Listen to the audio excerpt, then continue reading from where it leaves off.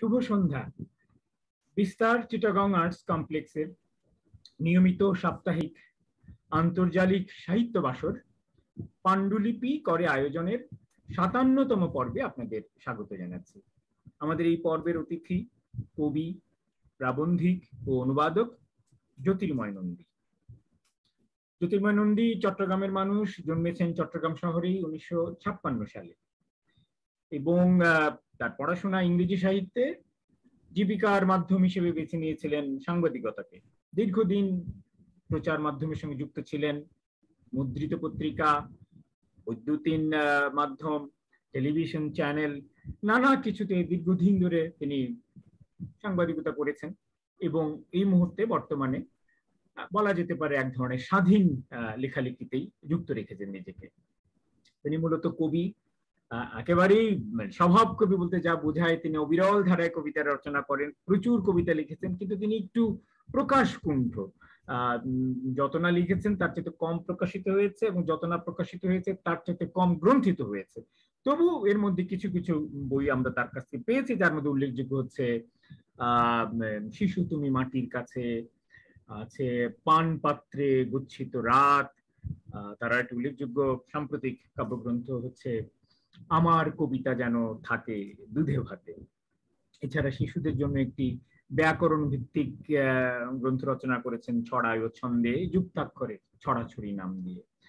আগেই বলেছি তিনি অনুবাদ করেন, প্রচুর অনুবাদ করেন তিনি, এবং অনেক ভাষা থেকে অনুবাদ করেন। ইংরেজি থেকে তো বটেই, ফরাসি থেকে করেন, সংস্কৃত ভাষায় তার সাংঘাতিক বুতপত্তি রয়েছে, সেই ভাষা থেকেও করেছেন, হিন্দি থেকে করেছেন, অনেক বই অনুবাদ করেছেন। এখনো সব গ্রন্থাকার পায়নি, তবু এরই মধ্যে কিছু উল্লেখযোগ্য কাজ তার রয়েছে, যেমন জোসেফ কনরাডের সে বিখ্যাত ধ্রুপদী গ্রন্থ হার্ট অফ ডার্কনেস এ বাংলা তিনি করেছেন, অন্ধকারের অন্তঃস্থল। তিনি কিছু উর্দু গল্পের অনুবাদ করেছেন উর্দু ওয়ালি নামে, কিছু জাপানি সাহিত্যের অনুবাদ করেছেন হ্যাকুনিন ইসু নামে। তার আরো একটি গ্রন্থ রয়েছে বিখ্যাত খুবই জনপ্রিয় লেখক পাওলো কোয়েলহোর আলকেমিস্ট। তো দেখা যাচ্ছে তার বিচিত্র ধরনের কাজ, কিন্তু এর বাইরেও তার অনেক অনুবাদ রয়েছে যেগুলো আমরা মনে করি গ্রন্থাকারে প্রকাশিত হওয়া দরকার। তো আজকে আমরা এই এমনই একজন গুরুত্বপূর্ণ বর্ণাঢ্য ব্যক্তিত্বের অধিকারী জ্যোতির্ময় নন্দীর সঙ্গে কথা বলবো, তার সাহিত্য জীবন নিয়ে, তার সাহিত্য ভাবনা, তার সাহিত্য স্বপ্ন ইত্যাদি নিয়ে আর কি। তো আমি শুরুতেই বিস্তারের পক্ষ থেকে তাকে ধন্যবাদ জানাচ্ছি আমাদের আমন্ত্রণে সাড়া দিয়ে এখানে আসার জন্য, এবং তাকে আনুষ্ঠানিকভাবে বরণ করে নিচ্ছে আমাদের এই আন্তর্জালিক মঞ্চে। জ্যোতির্ময় নন্দী। অনেক ধন্যবাদ খুরশেদ ভাই।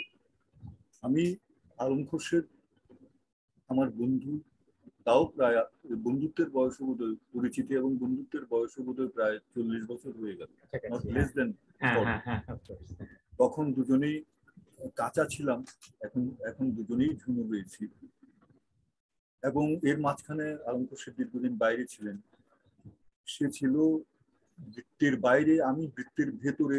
একজন ছিল যে ডার্ক, ওটাকে কি বলে যেন, ব্ল্যাক হোলের পরিধির বাইরে এক আলোর পরিধিতে, আমি ব্ল্যাক হোলের ভেতরে ঢুকে গিয়েছিলাম।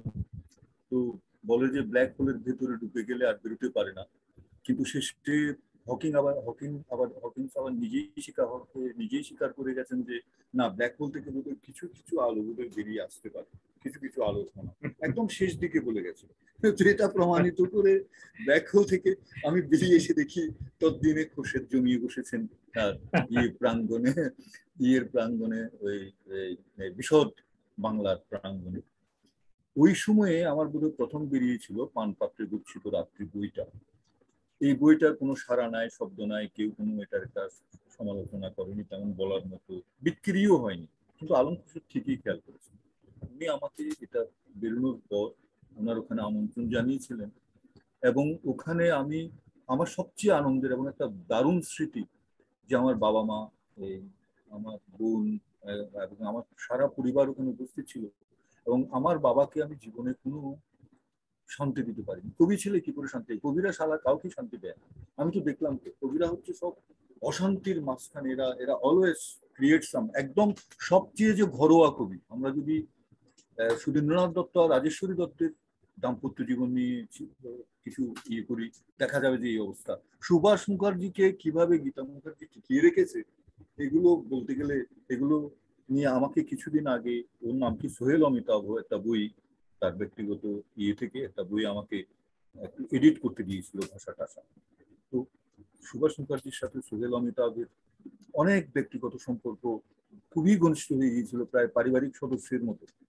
তো যে সমস্ত তথ্য আমি বেরিয়ে এলো কবির ব্যক্তিগত জীবনের, আমি একদম না না, আজকে আমরা আপনার জীবনের কথাই শুনতে চাই। আচ্ছা না সেটাই, ফাঁকে নিশ্চয়ই আমরা অন্য প্রসঙ্গে যাবো আর কি। সেটাই তো আমরা শুরু করতে চাই যেভাবে আমরা শুরু করি আসলে আপনার সূচনা পর্বের গল্পটা, যে আপনি কিভাবে। আপনার গল্পটা তো শেষ হলো না।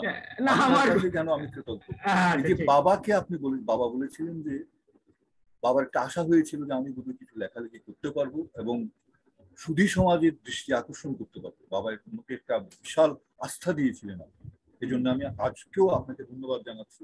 এবং সেজন্য আপনি বলাতেই আমি আমার কোন ছেড়ে আমি এখন আসলে জীবনযাপন করি পুনর্বেগের মতো। ঢাকাতে জীবনযাপনও ভয়াবহ, বাইরে যাওয়া, কারোর সাথে যোগাযোগ রক্ষা করা এটা একটা দুরূহ ব্যাপার। এখানকার যে পরিবহন ব্যবস্থা এবং অন্যান্য যা অবস্থা, এগুলো আর বলার মতো না। তো আপনি টেনে আনলেন আমাকে, এই জন্য এই শুধু আপনার ওই জন্যই সারা দেয়া যে আমি আপনার প্রতি কৃতজ্ঞ।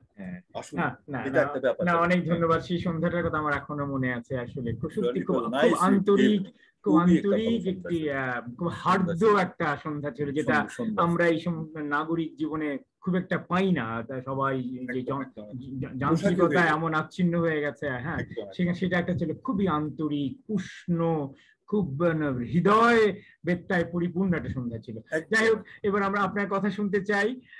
আপনি কিভাবে ভাষার প্রেমে পড়লেন, সাহিত্যের প্রেমে পড়লেন, বইয়ের প্রেমে, লেখালেখির প্রেমে, কিভাবে আপনার সেই সূচনা পর্বটা আপনি ধীরে ধীরে এই জগতের সঙ্গে যুক্ত হলেন এবং এই জগতের সঙ্গে নিজের কাঠছড়াটাকে বেঁধে নিলেন আজীবন আর কি। আপনার সেই গোড়ার গল্পটা একটু শোনান আমাদের। এটা হওয়ার কোনো কথা ছিল না। আমি ওরা ছিল যে আমি প্রথাগত লাইনে কোনো একটা টেকনিক্যাল, আইদার মেডিকেলটা বেশি প্রেফারেবল ছিল, তাহলে ইঞ্জিনিয়ারিং বা এরকম একটা কোনো কিছু করবো, যা হয় আমি বাড়ির বড় ছেলে, পরিবারের দায়িত্ব নেবো, তো এসব আশা করেছিল। কিন্তু আমি কেন যে সব ছেড়ে ছুড়ে কবিতার জগৎ, এটার পেছনে 1971-এর স্বাধীনতা সংগ্রাম একটা বড় ভূমিকা। এরপরে আমাদের চেতনার যে একটা নতুন, আমরা যে পাকিস্তান আমলে আমরা বড় হয়ে উঠেছি, আমাদের কৈশোর কেটেছে পাকিস্তান আমলে, একটা অবরুদ্ধ অবস্থা। 65-র যুদ্ধের পর আরো অবরুদ্ধ হয়ে পড়লো ভারতীয় সাহিত্য, ভারতীয় চলচ্চিত্র, এগুলো সব আসা বন্ধ হয়ে গেল, রেকর্ড কিছুই আসতো না, আমরা একদম বিচ্ছিন্ন হয়ে পড়লাম।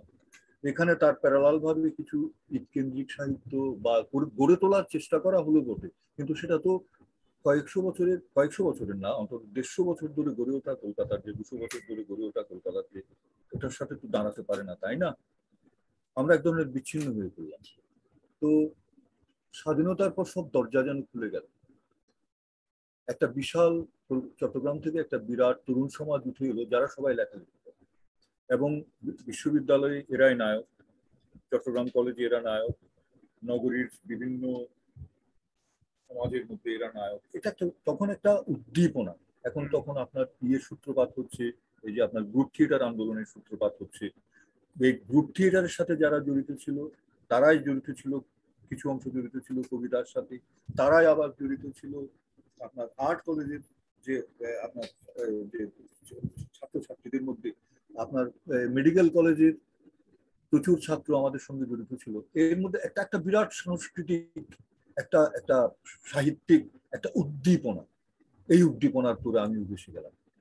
যে যে আমাকে, এর পেছনে আরেকটা কারণ হয়েছে, ছোটবেলা থেকে আমি কিন্তু পড়ুয়া ছিলাম, পড়ার বই যত না পড়তাম, মানে লোকে বলে না ওই যে কাগজ বা ঠোঙা কুড়িয়ে পর্যন্ত পড়া, আশেপাশের কোনো লাইব্রেরি, আশেপাশের কোনো প্রতিবেশী, আমাদের নিজেদের ঘরে একটা বড় এবং সমৃদ্ধ পারিবারিক পাঠাগার ছিল, সেটার আদ্যপান্ত 4 পুরুষ 5 পুরুষ ধরে গড়ে ওঠা। এই লাইব্রেরি সম্পর্কে আমি একটা বলতে চাই।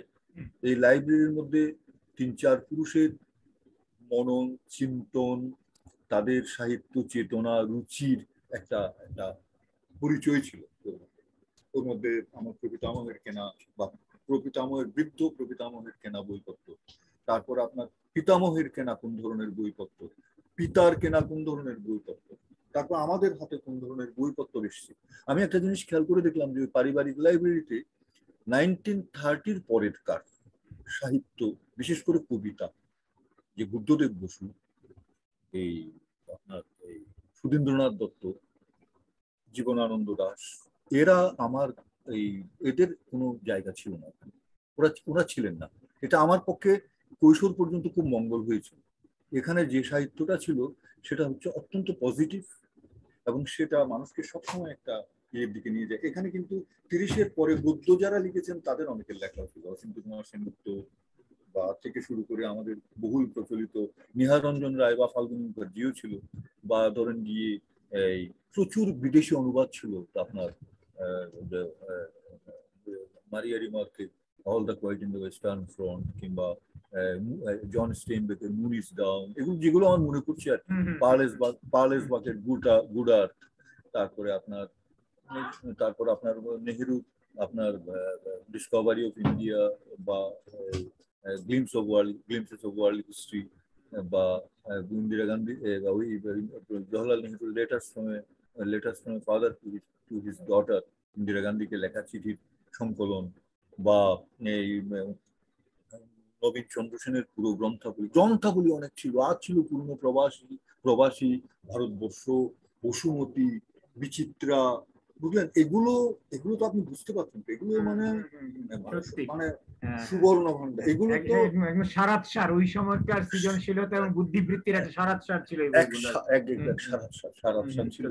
তো এগুলো একদম এই সঙ্গে যুক্ত হয়েছিল আপনার আগেকার পুঁথিপত্র। যেমন এই জেনারেশন, এখনকার ঠাকুমারা দাদিরা পুঁথি পড়েন না।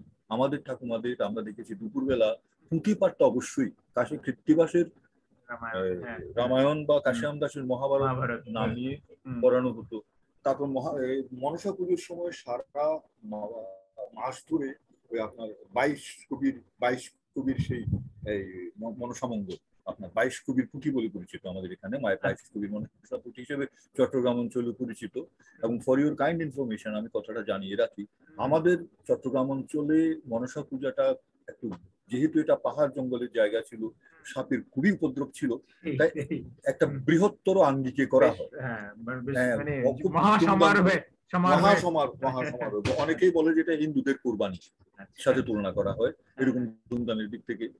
এক মাস ধরে এটা ঘট বসে, এক মাস ধরে এটা ঘটের অর্চনা করা হয়, এবং মাসের শেষ দিন, মানে শ্রাবণ মাসের শেষ দিন সাড়ম্বরে একদম ষোড়শ উপচারে পুজো করে বলি দিয়ে ওই ঘট বিসর্জন দেওয়া হয়, প্রতিমা বিসর্জন দেওয়া হয়। তো ওই উপলক্ষে এক মাস ধরে ওই 22 কবির রামায়ণটা, সেটা সম্ভবত 606 পৃষ্ঠার একটা বৃহৎ, এটা রামায়ণ বলছি আপনার মনসা হ্যাঁ, এটা পাঠ করা হতো।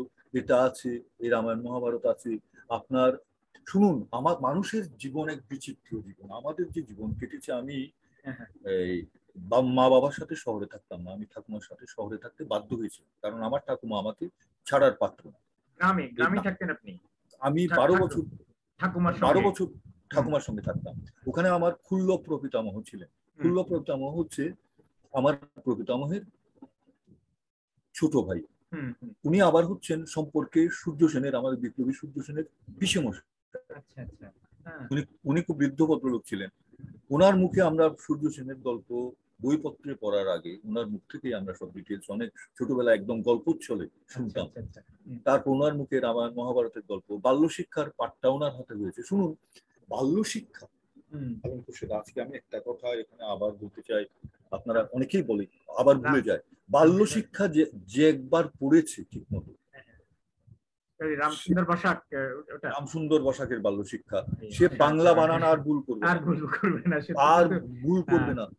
এবং আমাকে বাল্য শিক্ষা পড়ানো হয়েছে প্রত্যেকটা শব্দের একদম ডিটেলস অর্থ সহ। যেমন আপনাকে একটা উদাহরণ দিই, খরতর বড়সর হত দশ বদন, খগচর নগধর ফণধর শয়ন, জগদঘ মপহর কমলজ না জগদঘ মপহর ভব ভয় সমন, পরপদ লয় কর কমলজ। এটা আসলে একটা বিষ্ণু স্তব, বুঝতে পেরেছেন? এটা আকার ছাড়া 4 অক্ষরের বাংলা শব্দ দেখাতে গিয়ে এই ছড়াটা নির্মাণ করা হয়েছে।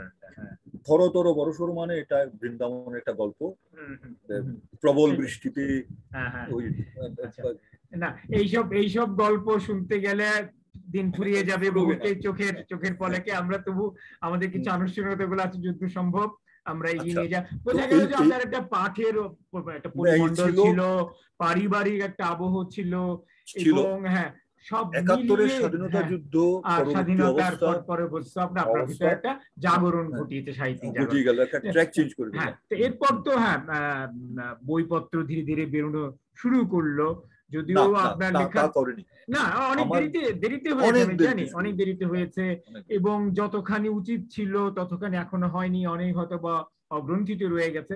তো আপনার এই প্রকাশিত লেখক জীবনের কিছু কথা বলেন, কখন প্রথম বইটা বেরোলো, তার প্রক্রিয়াটা কি ছিল, এরপর আপনার বিবেচনায় কোন কোন উল্লেখযোগ্য কাজগুলো প্রকাশিত হয়েছে, এখনো কি কাজ আপনি করে যাচ্ছেন, রয়ে গেছে এখনো হয়নি, একটু সামগ্রিক একটা যদি বিবরণী আপনি আমাদেরকে দিতে পারতেন সাহিত্য কর্মসমূহের। ধন্যবাদ। এই কবিতা লিখছি সেটা ঠিক আছে, কিন্তু কবিতাকে সিরিয়াসলি নেওয়াটা শুরু হলো এই 1900 সম্ভবত 79 না 80-এর দিকে, এই অচিরা ফুলকিতে আমাদের মোমেন ভাই, আবু মোমেন শুরু করেন, অচিরা পাঠচক্র, যেটা আর কি পাঠচক্র শুরু করেন। আমরা কয়েকজন ওখানে বসতে শুরু করি। ওইখানে কবিতাকে নিয়ে আমাদের একটা মানে কবিতাকে সিরিয়াসলি নেওয়া, এখানে শুধু কবিতা পাঠতো না, প্রত্যেকটা কবিতা নিয়ে অনুকূল আলোচনা করা হতো, সেটা সমস্ত ইয়ে করা হতো। এটার জন্য আমরা সারা সপ্তাহ উদ্গ্রীব হয়ে থাকতাম। আমরা সপ্তাহে একদিন বুঝতাম বটে, কিন্তু আমাদের সারা সপ্তাহ একটা মানসিক ভেতরে প্রস্তুতি চলতো। আমরা নানা রকম নতুন নতুন লেখা তৈরি করতাম ওখানে শুধু পড়ে শোনাবার জন্য। তারপর হতো কি, ওখান থেকে আবার বাছাই করা লেখা নিয়ে একটা সংকলন অচিরা পরবর্তী সময়ে, এবং এগুলো যথেষ্ট সাড়া জাগিয়েছে। পরবর্তীকালে এখান থেকে কবিতা নিয়ে আবার দ্রৌপদীর প্রেমিকেরা বলে এই 2 দফায়, প্রথমবার ছিল দ্রৌপদীর প্রেমিকেরা 5 জন মিলে করেছিলাম, তারপর ছিল দ্রৌপদীর প্রেমিকেরা ও অন্য একজন শুক্লাদি শুক্লা ইফতেখার এখন। তো এইসব যুক্ত হয়েছিল, এইসব মিলে মানে তোমাকে যেন আস্তে আস্তে ঠেলে ওই জগৎটাতে ঢুকিয়ে দেওয়া হচ্ছে। এবং বিশ্বাস করবেন না পরবর্তী কবিতার বই হয়তো আলোচনা করেনি, তখন আমরা কিন্তু একটা বিস্ফোরণের মতো হয়েছিল। দ্রৌপদীর প্রেমিকেরা যখন বেরোলো, আজাদির মতো ব্লান্ট পত্রিকা, I am sorry to say, বহু রেসপেক্ট, পুরো একটা পাতা দিয়ে দিলেন অরুণদা, পুরো একটা পাতা দিয়ে দিলেন যে শুধু বইটা রিভিউর জন্য। ধরে ধরে প্রত্যেকের আলাদা আলাদা করে একটা পৃষ্ঠা দিয়ে আলোচনা করলেন। এসব নানান দিকে মিলে এই কবিতার জগতে চলে এলাম। তারপর হলো কি, শুনুন, বদলের আমাকে ব্যক্তিগতভাবে খুবই প্রভাবিত করেছে। বদলের কবিতা, বদলের জীবনযাত্রা, একজন কবি, এই যে বিষণ্ণ মানুষের চিন্তাটা মাথার মধ্যে ঢুকলো। আর তখন কি জানেন তো, তখন বিটলসের যুগ, তখন গিন্সবার্গের যুগ, তখন হিপিদের যুগ, আমাদের যখন কৈশোর তারুণ্য। আমি একটা আবর্তে জড়িয়ে গেলাম। আপনি বুঝতে পারছেন আমি কি বলতে চাইছি? সময়টাই রে ভাই ওরকম ছিল, সময়টা ওরকম ছিল, সময়টা ওরকম। প্লেবয়ের মালিকের কন্যা আত্মহত্যা করছে, হিপিদের সাথে আমাদের প্রায়ই মোলাকাত হতো। আমরা এখানে বসে আড্ডা দিতাম সিভিল পাহাড়ে, এই যে আপনার ওই যে সিডিএ বিল্ডিং আছে কোতোয়ালির মোড়ে, তখন ওটা নির্মাণ হয়নি, ওখানে খোলা পার্ক, ওখানে বসে আড্ডা দিতাম। মানে কলকে টানা হতো, হিপি আসতো, হিপিনিরা আসতো ফ্রান্স থেকে, অস্ট্রেলিয়া থেকে, জাপান থেকে, সব মিলিয়ে টিলিয়ে বুঝলেন আমি একটা করলাম। তো অনেকেই যারা বুদ্ধিমান তারা আস্তে করে কাপড় একটু ভেজার আগেই বাপু সামনে সঙ্গে পারে উঠে গেছে। না সেটা আমি জানি, কিন্তু এরপর যে বই তো প্রকাশিত হলো, প্রথম বইটা প্রকাশের স্মৃতি করেন, অন্য বইগুলো নিয়ে একটু আলোচনা করেন, অনুবাদে কিভাবে গেলেন, মোটমাট আপনার বইগুলো সম্পর্কে একটু জাস্ট পরিচিত। বই সম্পর্কে প্রথম বইটা, আমার বই বের করার পেছনে আমার যত না উদ্যোগ, তার চেয়ে বেশি উদ্যোগ আমার বিভিন্ন। সে একবার ধরুন প্রকাশককে বই দিয়ে এসছে, যেমন ধরুন বলাকাপ প্রকাশনের জামালউদ্দিনকে বই দিয়ে এসছে, জামাল ভাই বইটা বের করে দেবেন। আমার হাতে দেয়নি, কারণ আমাকে দিলে ভিন্ন গন্তব্যে চলে যেতে পারে।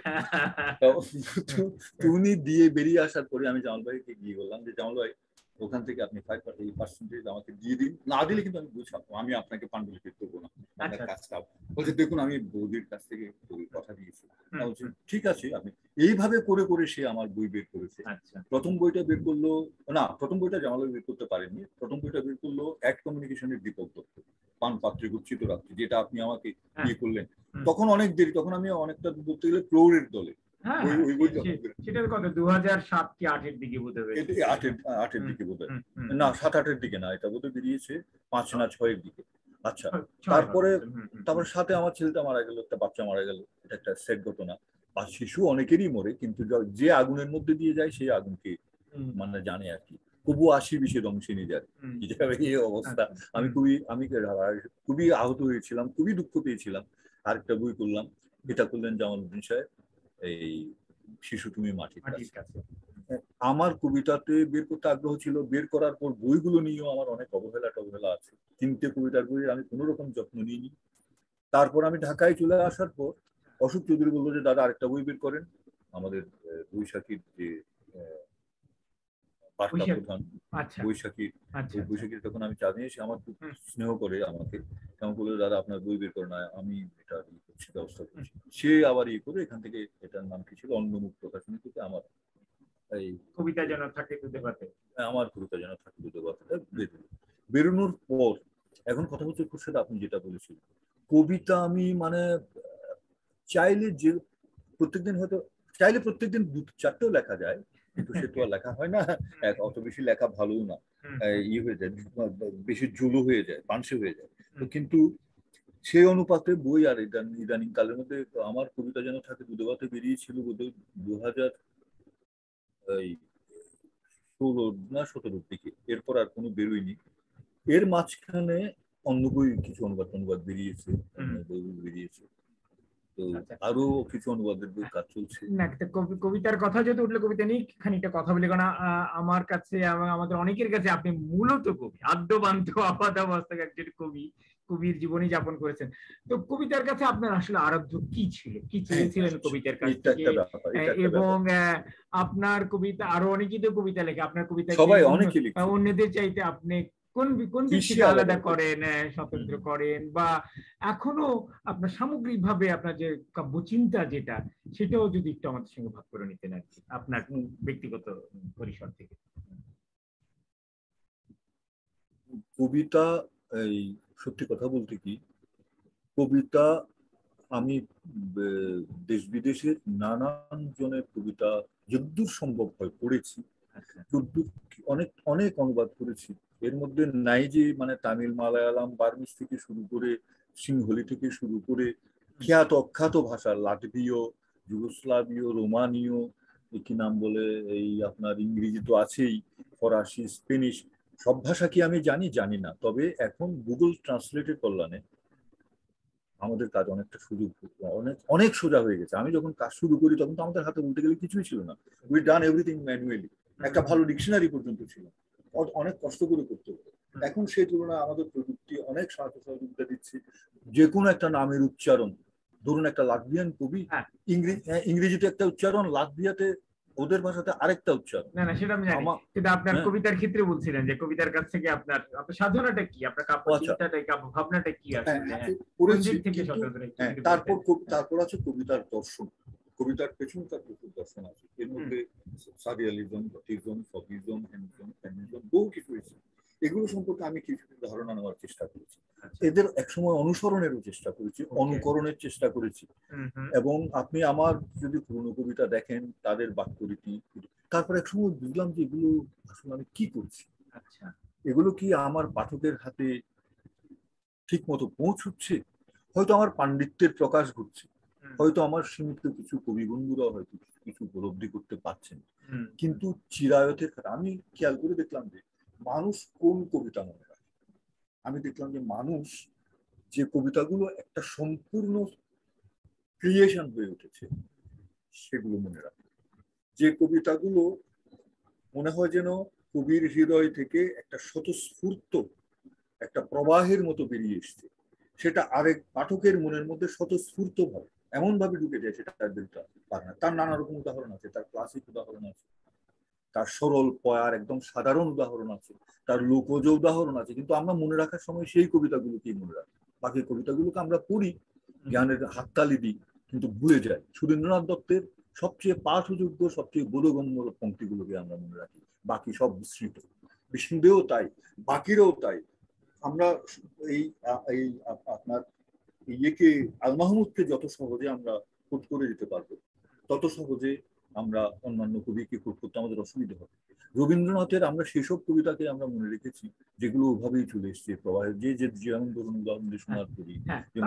আপনার কবিতায় আমার এখন মনে হয়েছে, শেষ পর্যন্ত আমার মনে হয়েছে যে আমাদের জ্ঞান অর্জন করবে, যে জ্ঞানের মূল্য ততক্ষণ পর্যন্ত যতক্ষণ পর্যন্ত জ্ঞানটাকে হজম করে ফেলতে হবে, আত্মীকরণ করে ফেলতে হবে।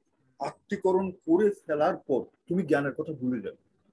when you are going to write something, use ছন্দ, ওই আপনার অলংকার, উপমা, উৎপ্রেক্ষা, তখন শুধু দুটো জিনিস তোমার মধ্যে থাকবে, আমি কি বলতে চাইছি এবং আমার ভাষাটা কি, আমার ভঙ্গিটা কি, আমার উপস্থাপনটা কি, আমার আঙ্গিকটা কি, আমার শৈলীটা কি। আপনার সেই অভিষ্টটা কি আপনি অর্জন করতে পারেছেন? আমার মনে হয় বা কতটা পেরেছেন বলে মনে হয় আপনি? আমার মনে হয় ইদানিং কালে আমার যে কবিতাগুলো আমি লিখছি সেগুলোর মধ্যে হয়তো আগের তুলনায় এগুলো মানে মানে অনেকের কম মনে হতে পারে। আমি কিন্তু এই সহজ হওয়ার চেষ্টা করেছি, এবং আমি চাইছি সহজের মধ্যে দিয়ে ইন্দ্রিয়াতীতকে, অসীমকে ছোঁয়ার একটা চেষ্টা, স্পর্শ করার চেষ্টা, এবং এই যে একটা সবসময় চেষ্টা করছি যে একটা উপলব্ধি বা মেসেজ কি, এমনি একটা কবিতা, একটা মেসেজ কি, একটা পৌঁছে দিতে।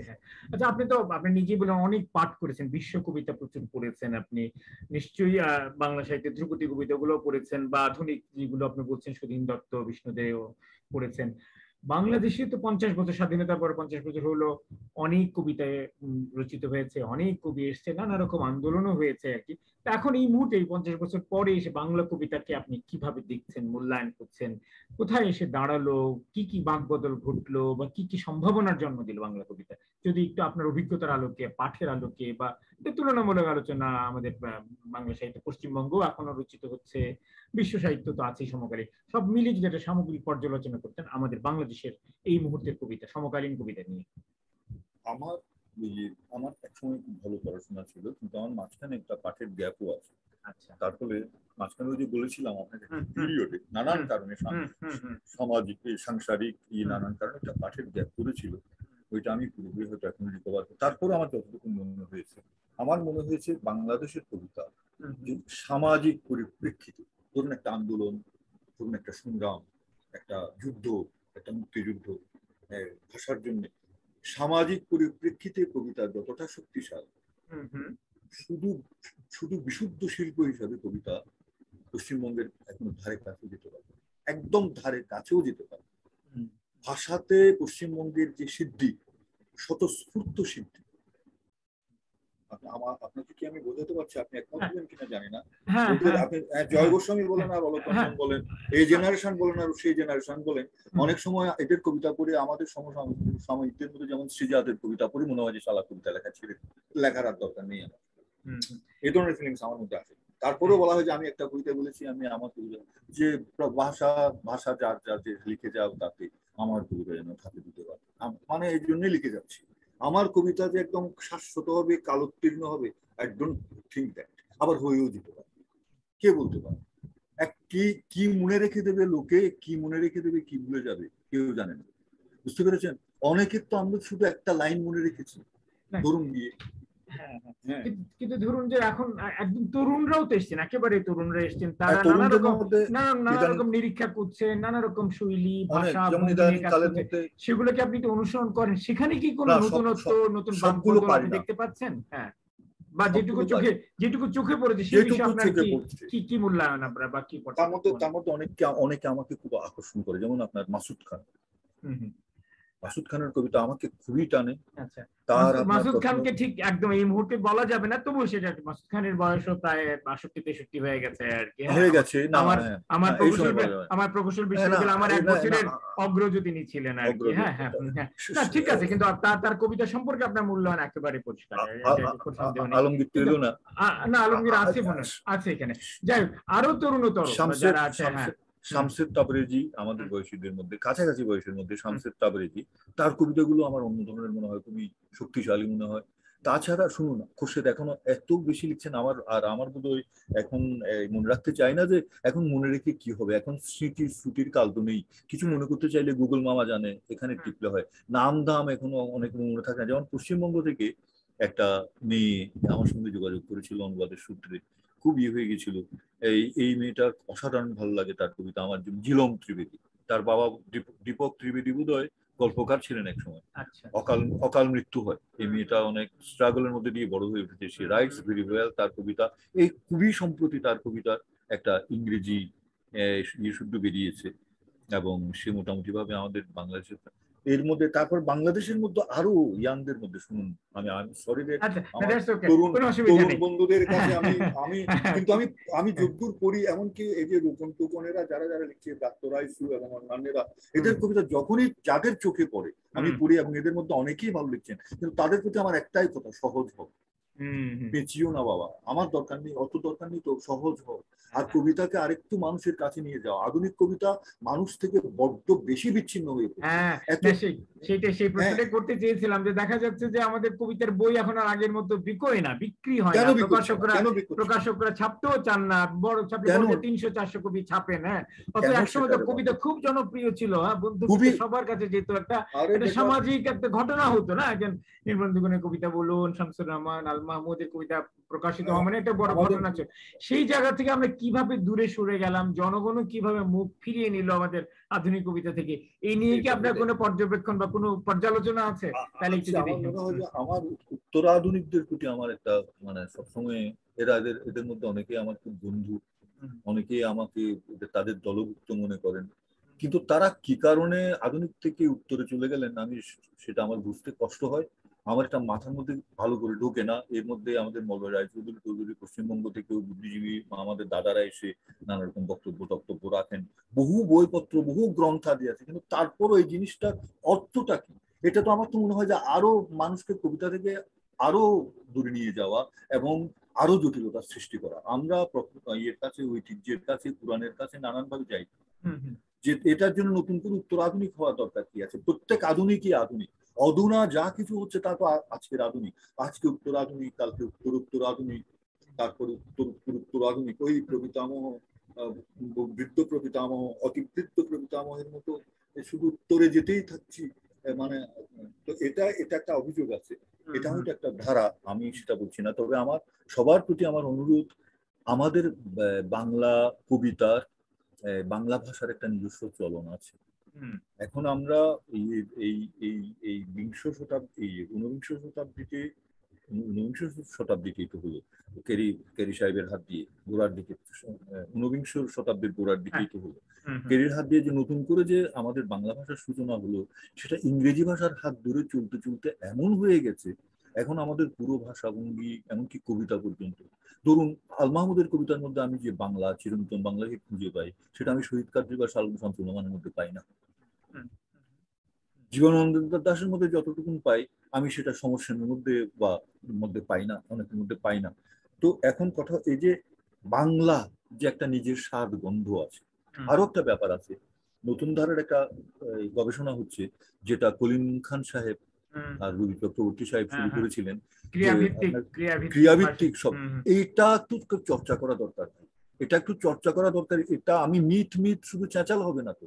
আমি বেহুলা বাংলা কই, বেহুলা নিয়ে এলাম, কিন্তু বেহুলাটা কি, কেন ব্যবহার করছি? আর প্রত্যেকটা নাম, এই যে মিথের আপনার একাক্ষরী নামগুলো, কেউ তো কৃষ্ণপ্রসাদ নন্দী না, শুধু কৃষ্ণ। কেউ তো যুধিষ্ঠির মজুমদার না, শুধু যুধিষ্ঠির। বুঝতে পেরেছেন? ভালো পর্যবেক্ষণ। এবং বড় জোর তার পিতা মাতার নাম আসতে পারে বা বংশের নাম, এই কোনো পদবি টদবি নেই। এই প্রত্যেকগুলো নামগুলো, এগুলো এগুলো তো পরে পরে হয়েছে, বর্ণাশ্রম প্রথারই এগুলা কুফল আসলে সেইভাবে।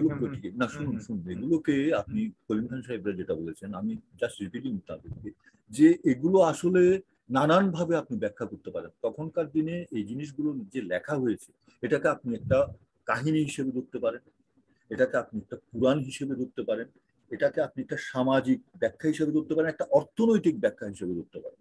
যেমন উনি বলছেন যে গঙ্গা পূর্ণ প্রবাহিনী, নারায়ণ হচ্ছে ক্যাশ মানি, কৃষ্ণ হচ্ছে ব্ল্যাক মানি, মৎস্যগন্ধা হচ্ছে যিনি বিনিময় করতেন, বিনিময়কে প্রথমে খারাপ গন্ধ মনে করা হতো বলে তিনি দুর্গন্ধবতী, কিন্তু পরে পরাশরের আশীর্বাদে তিনি পদ্মগন্ধা হলেন, সত্যবতী হলেন। পরাশর হচ্ছে পরের উপর আশয় করে যিনি চলেন, অর্থাৎ মিডলম্যান, ফুরিয়া। বুঝতে পেরেছেন? শুনুন না, ঠিক আছে, ব্যাখ্যা নানা রকমের, হরিচরণ যদি হরিচরণ, তো এখন গবেষণা আমাদের দিকেই ফেরা দরকার। না, এটা আমার পরের প্রশ্ন আসছে, গবেষণার একটা প্রশ্ন হবে। আমরা কবিতাতে কিছুক্ষণ থাকি, যা শেষ করি কবিতার একটা প্রসঙ্গ নিয়ে।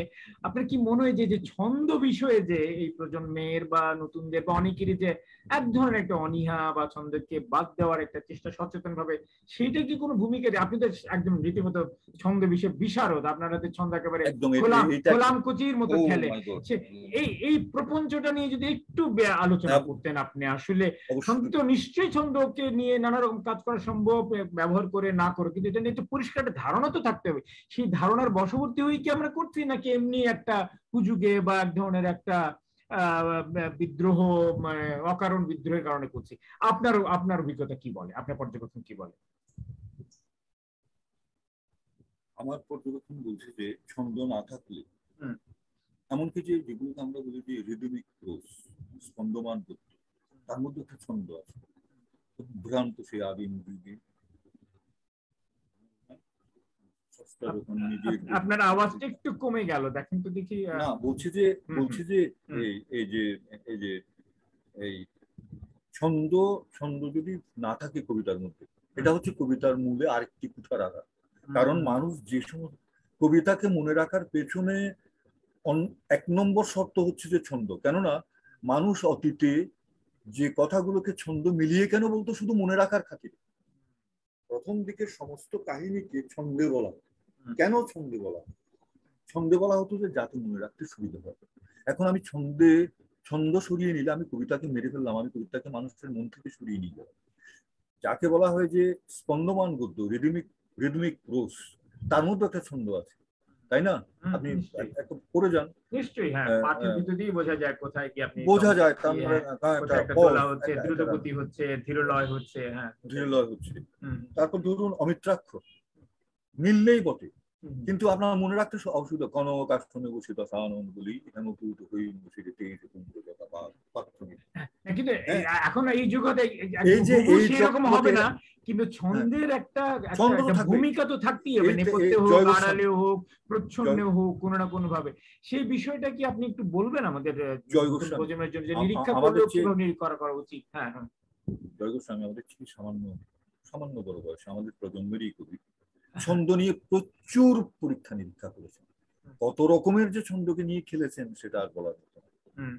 এই ছন্দের জন্য তার কবিতা আপনি মাথার মধ্যে গেঁথে রাখতে পারেন না পারেন, তার মায়ায় পড়ে বইয়ের প্রথম পাতা থেকে হুমায়ুন আহমেদের বইয়ের মতো শেষ পাতা শেষ করে উঠতে হবে বাবু, এটা আপনাকে ধরে রাখবে। আরে তোমার মধ্যে এই ক্ষমতা যদি না থাকে লিখছো কেন? পাঠককে ধরে রাখতেই হবে তোমার, এটা তোমার ধর্মের মধ্যে পড়ে, পাঠকই তোমার ঈশ্বর, আর তুমি তাকে অবহেলা করছো, তুমি তাকে তার জন্য দুর্বোধ্য করে তুলছো, তুমি তার মধ্যে দেয়াল করে তুলছো, আর এমন একটা ভাব করছো তুমি তার থেকে আলাদা, তুমি তার চেয়ে ভালো কিছু। তুমি হাগো না, তুমি মতো না বাবু, তুমি পঞ্চরিপুর তাকে সারা দাও না, তুমি কোন দিক দিয়ে তার চেয়ে উৎকৃষ্ট? তুমি কি বাণীর আশীর্বাদ পেয়েছো? তুমি কি কিছু লিখছো? বেশ ভালো কথা, কিন্তু তাদের কাছে যেতে হবে, তারাই তোমার আরাধ্য। একজন রাজনীতিকের যেমন জনগণ আরাধ্য, তেমনি তো পাঠক কিন্তু আমাদের আরাধ্য। তো তাদের কাছে আমাদের সর্বতভাবে চেষ্টা করা, এবং ছন্দ এক্ষেত্রে আমাদেরকে সবচেয়ে বেশি সাহায্য করবে। আমরা সবসময় ছন্দের কাছে যাবো নানান ভাবে। এটা আমি স্পষ্ট অবস্থান আপনি পরিষ্কার করলেন, ভালো হলো আমি মনে করি যারা নতুন প্রজন্মের জন্য আপনার মতো একজন অভিজ্ঞ কবি। তবে কিছু কবিতার সাথে নিরীক্ষা ভাঙচুর হবে, কিন্তু ছন্দকে পুরোপুরি বিসর্জন দিয়ে এই বিদ্রোহ বেশি দূর যাবে না, বেশি দূর যাবে। এবং ছন্দ সম্পর্কে তার জানা থাকাও দরকার, জানা থাকাও দরকার, পরে ভাঙো। হ্যাঁ, কিন্তু দেখা যাবে অনেকেই জানারও চেষ্টা করছেন না, সেই জায়গাটাতেই আসলে খানিকটা আমার মনে হয় আমরা একটা বিপদের বড়। আপনি ওই গবেষণার কথা বলছিলেন, এবং সেটা আমি জানি আপনি নিজে প্রচুর পড়েন, প্রবন্ধ লেখেন, বড় বড় সংস্কৃত সাহিত্যের সঙ্গে সমকালীন সাহিত্যের তুলনা করে লেখেন। হ্যাঁ, এবং এটা খুব দরকার আছে আসলে, যে মননশীলতার জায়গা, ব্যাখ্যা করার জায়গাটা, এবং অতীতের ঐতিহ্যের সঙ্গে বর্তমানে বাস্তবতার সঙ্গে ভবিষ্যৎ দিক মিলিয়ে নানা রকম কাজ হওয়া দরকার। আমাদের দেশে বা সামগ্রিকভাবে বাংলা সাহিত্যে এই কাজগুলো কেমন হচ্ছে? মননশীল প্রবন্ধ রচনা, বিচারমূলক প্রবন্ধ, গবেষণা, বিচিত্র বিষয় নিয়ে গবেষণা, এই জায়গাগুলো কতখানি বিকশিত হচ্ছে, না হলে কোথায় সমস্যা, এবং কিভাবে আমরা এটাকে আরো একটু করতে পারি, চাঙ্গা করে তুলতে পারি বলে আপনার মনে হয়? কোথায় সমস্যাগুলো? এই মননশীলতার ক্ষেত্রে গেলে আপনাকে প্রথমে একটা জায়গায় দাঁড়িয়ে, আপনাকে প্রথমে মনের একটা জায়গায় দাঁড়াতে হবে। এই হচ্ছে আমার, এখান থেকে আমি বিচার করব। আপনার যদি একটা নিজস্ব মনের মধ্যে অবস্থান না থাকে, তাহলে আপনি বিচার করবেন কি করে? আপনার প্রথমে নিজস্ব একটা দৃষ্টিভঙ্গি থাকবে, অবস্থান থাকবে। আমার মনে হয় যে বাংলাদেশের জাতীয় সত্তার চেহারাটা ঠিক কি হবে এটা এখন স্পষ্ট হয়নি। আমরা ভারত থেকে বিচ্ছিন্ন হয়ে গেছি। ভারতীয় গবেষণার যে এই আপনার ঐতিহ্য, মিথ, পুরাণ আদি সাহিত্যের গবেষণার যে বিরাট একটা ধারা, তার থেকে আপাতভাবে বিচ্ছিন্ন হয়ে গেছে। এখন আমরা কেউ কেউ অবশ্য পড়াশোনা করতে ওখানে যাই কিছুদিনের জন্য বিদেশি ছাত্র হিসেবে, আবার ফিরে আসি। কেউ হয়তো একটা সেমিনারে বক্তৃতা দিতে যায়, কিন্তু তাদের সাথে আমাদের যে যোগাযোগ ছিল, এখন আমরা সবসময় ভারত নয়, আমরা একটা আলাদা জাতিসত্তা হিসেবে নিজেদেরকে চিন্তা করতে চাইছি। কিন্তু এই জাতিসত্তার স্বরূপটা কি? এই জাতিসত্তার স্বরূপটা যতক্ষণ পর্যন্ত আমার সামনে ক্রিস্টাল ক্লিয়ার হয়ে না উঠবে, ততক্ষণ পর্যন্ত আমি পরের স্টেপটা নেব কি করে? ততক্ষণ পর্যন্ত আমি যাই বলতে যাই তা ব্যর্থবোধক হয়ে যাবে, তা আমার মধ্যে নানা রকমের সৃষ্টি করবে। যেটা আমি বাংলাদেশের বুদ্ধিজীবীদের, আমি এখানে নাম করতে চাই না, তারা আমার সবাই শ্রদ্ধেয়, তাদেরকে পছন্দ করি, কিন্তু তারা যে সমস্ত কাজকর্ম করছেন বা বলছেন যে এর সাথে আমাদের সম্পর্ক, আমরা লালনকে একটা বিশেষ রূপ দিতে চাইছি, আমরা নজরুলকে একটা সাইজ দেওয়ার রূপ দিতে চাইছি, যেটা আগেও হয়েছে। আমরা রবীন্দ্রনাথকে সাইজ দিতে, পুরো একটা রূপ দিতে চাইছি। বিশেষ সংগঠনের পরামর্শ নিয়ে পাঠ্য বই পরিবর্তন ঘটানো হচ্ছে। আমরা ৭১ এবং তার পরবর্তী সময়ে যে অগ্রগতি আমাদের পোশাকে, আশাকে, চলনে বলনে, রুচিতে, কথায় বার্তায়, আমাদের সবকিছুতে আমাদের যে অগ্রগতি হয়েছিল, বিপুল ভাবে পিছিয়ে গেছি। এর পেছনে দোয়া দিচ্ছে মিডল পেট্রোডলার, ওখান থেকে পয়সা কামিয়ে আসছে, ওখানকার একটা কালচারের নিয়ে আসছে, ওরা টাকাও নিয়ে আসছে, ওরা ওখানে তার দিদিদের দেখে আসছে, ওরা বলছে আমার দিদিকে ওরকম করতে হবে, আমার পরিবার ওরকম করতে হবে। প্যান ইসলামিজমের একটা গুরুতর প্রভাব আছে। এখন এগুলোর আওতা ছাড়িয়ে আপনার স্বরূপটা কি? পরিমাণে মাদ্রাসা করা হচ্ছে, আমার তো মনে হয় সংস্কৃত শিক্ষার কিছু টোল করা উচিত ছিল। বাংলা সাহিত্যের বাংলা বানানের দুরবস্থার কথা ভেবে। আর যদি সংস্কৃত থেকে একদম সম্পূর্ণ সরে যেতে হয়, তাহলে তো আমাদের নতুন করে বাংলা বর্ণমালা আপাদমস্তক সংস্কার করা দরকার, বাংলা ব্যাকরণ আপাদমস্তক সংস্কার করা দরকার। এই সমাস কারক এগুলো ফালতু, এগুলো আমার জিটিয়ে তাড়িয়ে, এই মূর্ধন্য ইয় রি, এই সমস্ত আপদ বালা এগুলোকে তাড়িয়ে বাংলা বানানোরও করা দরকার। না হয় সংস্কৃতকে আরো ভালো করে, সবচেয়ে উঁচা ছাত্রগুলো প্রাচ্য ভাষা বিভাগে যায়। কিছু মনে করবেন না, প্রকাশ্য প্ল্যাটফর্মে এইভাবে কথা বলা হয়তো ঠিক না। সবচেয়ে ঠিক আছে। হ্যাঁ, তো আপনার গবেষণাটা কোত্থেকে হবে রে বাপু? গবেষণাটা করবে কি? গবেষণাটা কোথায় হচ্ছে? বাংলা একাডেমিতে গেলাম, বললাম যে আপনারা আজকে ৫০ বছর, এত বছর হয়ে গেছে ভাইজানরা, আপনারা আমার এখনো পর্যন্ত উচ্চশিক্ষা করতে গেলে সব বইগুলো আমরা কোনো পরিভাষা কোর্স নেই, মেডিকেল, আরে চীন, জাপান, কোরিয়া অনেক পরের, এদের হয়ে এরা মানে সব নিজের ভাষায় করছে। আমরা অন্তত পার্সিয়ালি কিছুই নেই সব। এমনকি আপনি ল পড়তে গেলে কিছু হ্যান্ডবুক ছাড়া আইনের উপর কোনো একটা ভালো বই পাবেন না, কোনো নেই। তবে ইদানিং দেখছি যে বিভিন্ন এই প্রকাশনা প্রতিষ্ঠান কিছু বইপত্রকার, কিন্তু এগুলো তো সরকারি ভাবে উদ্যোগ নেওয়া হচ্ছে, সরকারি ভাবে আলাদা করে। আমরা যেখানে বাংলা একাডেমিকে মননের, জাতীয় মননের প্রতীক বলছে, ফলে তাকে তো একেবারে সামনে থাকতে হবে, তার সমস্ত কথায় তাকে নেতৃত্ব দিতে হবে তো আর কি। সেইটা হয়তো আমরা পাচ্ছি না আর কি। হ্যাঁ, না, কিন্তু ধরেন মানে প্রাতিষ্ঠানিক কিছু সমর্থনও তো দরকার, পৃষ্ঠপোষকতা দরকার না, মানে গবেষণাগত সহজ কথা নয় না, একজন মানুষকে অনেকটা দীর্ঘ সময় নিয়ে পড়াশোনা, বইপত্র সংগ্রহ, সেগুলো লেখা, তার প্রকাশ, এবং প্রকাশের জন্য একটা সম্মানী পাওয়া, মানে অনেক ব্যাপার আছে আর কি। সেইটারও তো আসলে নেই না, কেন করবে? মানে সে ধরনের পত্রিকাও নেই যারা আপনাকে দীর্ঘ সময় দিয়ে বড় বড় একটা প্রবন্ধ লিখিয়ে নিবে এবং প্রকাশ করবে, তার জন্য উপযুক্ত পারিশ্রমিক দেবে আর কি। আমি সেই জায়গাটাও বলছি, ওইখানেও একটা বড় ঘাটতি রয়েছে, বলে সবই যেন একটা শৌখিনতার আবর্তে ঘুরপাক খাচ্ছে, বলে বড় কাজগুলো হচ্ছে না, অনেকে যে ভাবছে না, না হ্যাঁ না, তা শুধু নয়। শৌখিনতা নয়, ধান্দাবাজি বিশাল, ধান্দাবাজি বিশাল। আমি বলি আপনাকে, হ্যাঁ, হরিচরণকে বললো যে, হরিচরণকে রবীন্দ্রনাথ বললেন যে, রবীন্দ্রনাথ আজ করতে পেরেছিলেন যে শালার এই মহাভারত রামায়ণ গুলো পুরোপুরি গাঁজাখুরি হতে পারে, যারা সাম হিডেন ট্রুথ। উনি খুব প্রজ্ঞাবান ছিলেন, ইনটুইশনটা ওনার খুব ইয়ে ছিল, কিন্তু উনি সঠিক ঠিক চাবিটা পাননি তালাটা খোলা। তখন উনি হরিচরণকে ডেকে বললেন যে ওখানকার টিচার, হরিচরণ একটা অভিধান করে। আমরা বোধহয় এখানকার অনেক শব্দের গূঢ় অর্থে যেতে পারছি না। 32 না 36 বছর ভাই সারা জীবনই লাগিয়েছে, এবং এটা নিয়ে বুদ্ধদেব বসু বিখ্যাত গল্প আছে, যে সেই একটি জীবন, হ্যাঁ মানে একটা জীবনই উনি দিয়েছেন আর কি। হ্যাঁ, ফিল্মও হয়েছে, আপনি ফিল্ম দেখেছেন? হয়েছে, হ্যাঁ, রাজা মিত্র করেছেন, রাজা মিত্রের সৌমিত্র পরিচালনায় আর কি। হ্যাঁ, আচ্ছা, তো এখন কথা হচ্ছে যে এখন দেখেন সকাল বিকাল অভিধান বলছে। আমি কিছু বলতে চাই না এগুলোর ব্যাপারে। যারা এই অসব অভিধান রচনা করেছেন তারা আমাদের বন্ধুস্থানীয় কেউ, অগ্রজ স্থানীয় কেউ, অনুজস্থানীয় কেউ, মানে একদম ফাটাফাটি, মানে মারকাঠারি কাণ্ড আর কি, যা ইচ্ছে তাই করছে। কয়েকদিনের মধ্যে একটা পাণ্ডুলিপি ইয়ে দাখিল করে দিচ্ছে, বেরিয়ে যাচ্ছে, মোটা টাকা প্রস্তুত করছে, কিন্তু এগুলো তো ঠিক না। হ্যাঁ, একটা নৈরাজ্য হচ্ছে আর কি, একটা সঠিক দিক নির্দেশনা, হ্যাঁ, দেওয়াটা আসলে, হ্যাঁ, এটা কেন হচ্ছে বলুন তো? আমাদের মধ্যে এখনো পর্যন্ত রিয়েল প্যাট্রিয়টিজম বলতে কিছু নেই। কিছুটা এনেছিলেন বঙ্গবন্ধু তার আন্দোলনের মাধ্যমে, আমাদের মধ্যে কিছুটা জাতীয়তাবোধ, কিছুটা দেশাত্মবোধের সঞ্চার করেছিলেন, সেটা একদম আবার চলে গেছে। আমাদের সবচেয়ে দুঃখের ব্যাপার হচ্ছে যে 75 বঙ্গবন্ধু নিহত হয়ে যাওয়া। উনি মারা যাওয়ার ফলে পরবর্তী যে দুই জেনারেলের হাতে পড়লাম, এই দুই জেনারেলের হাতে পড়ে আমাদের যৌবনটা, আমাদের জীবনের সেরা সময়টা একটা বিশাল অপচয় চলে গেছে। আপনি তো ভাই তখন বাইরে ছিলেন, আপনি বুঝতে পারবেন। আমাদের বন্ধুদের মধ্যে অনেক অপমানে দেশ ত্যাগ করে, তার চুল কেটে দিচ্ছে, দাড়ি কেটে দিচ্ছে, গ্রেফতার করে জেলে পুড়ছে। আচ্ছা, আপনার আরেকটা কাজের ক্ষেত্রে হচ্ছে অনুবাদ, হ্যাঁ, এবং অনুবাদ খুব গুরুত্বপূর্ণ একটা বিষয় আমার বিবেচনা অন্তত আর কি।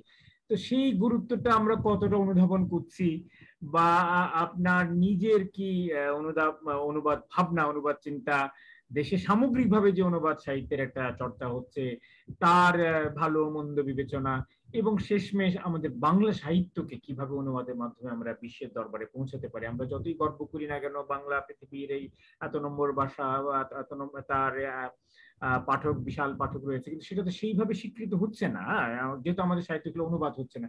এই নিয়ে সামগ্রিকভাবে আপনার কি বক্তব্য বা কি অভিমত আছে অনুবাদ সাহিত্য নিয়ে, বাংলা এবং ইংরেজি থেকে?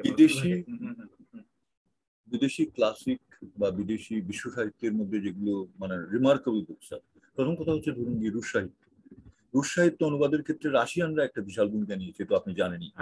আপনার প্রোগ্রেস পাবলিশার্স আর রাদুগা পাবলিশার্স মিলে মানে সে যেসব বইয়ের সম্ভার আমাদের দিয়েছে, মানে ধরতে গেলে বিনামূল্যেই প্রায়, মানে ছাপাই বাঁধাই তো কোনো জবাব নেই, লাজবাব।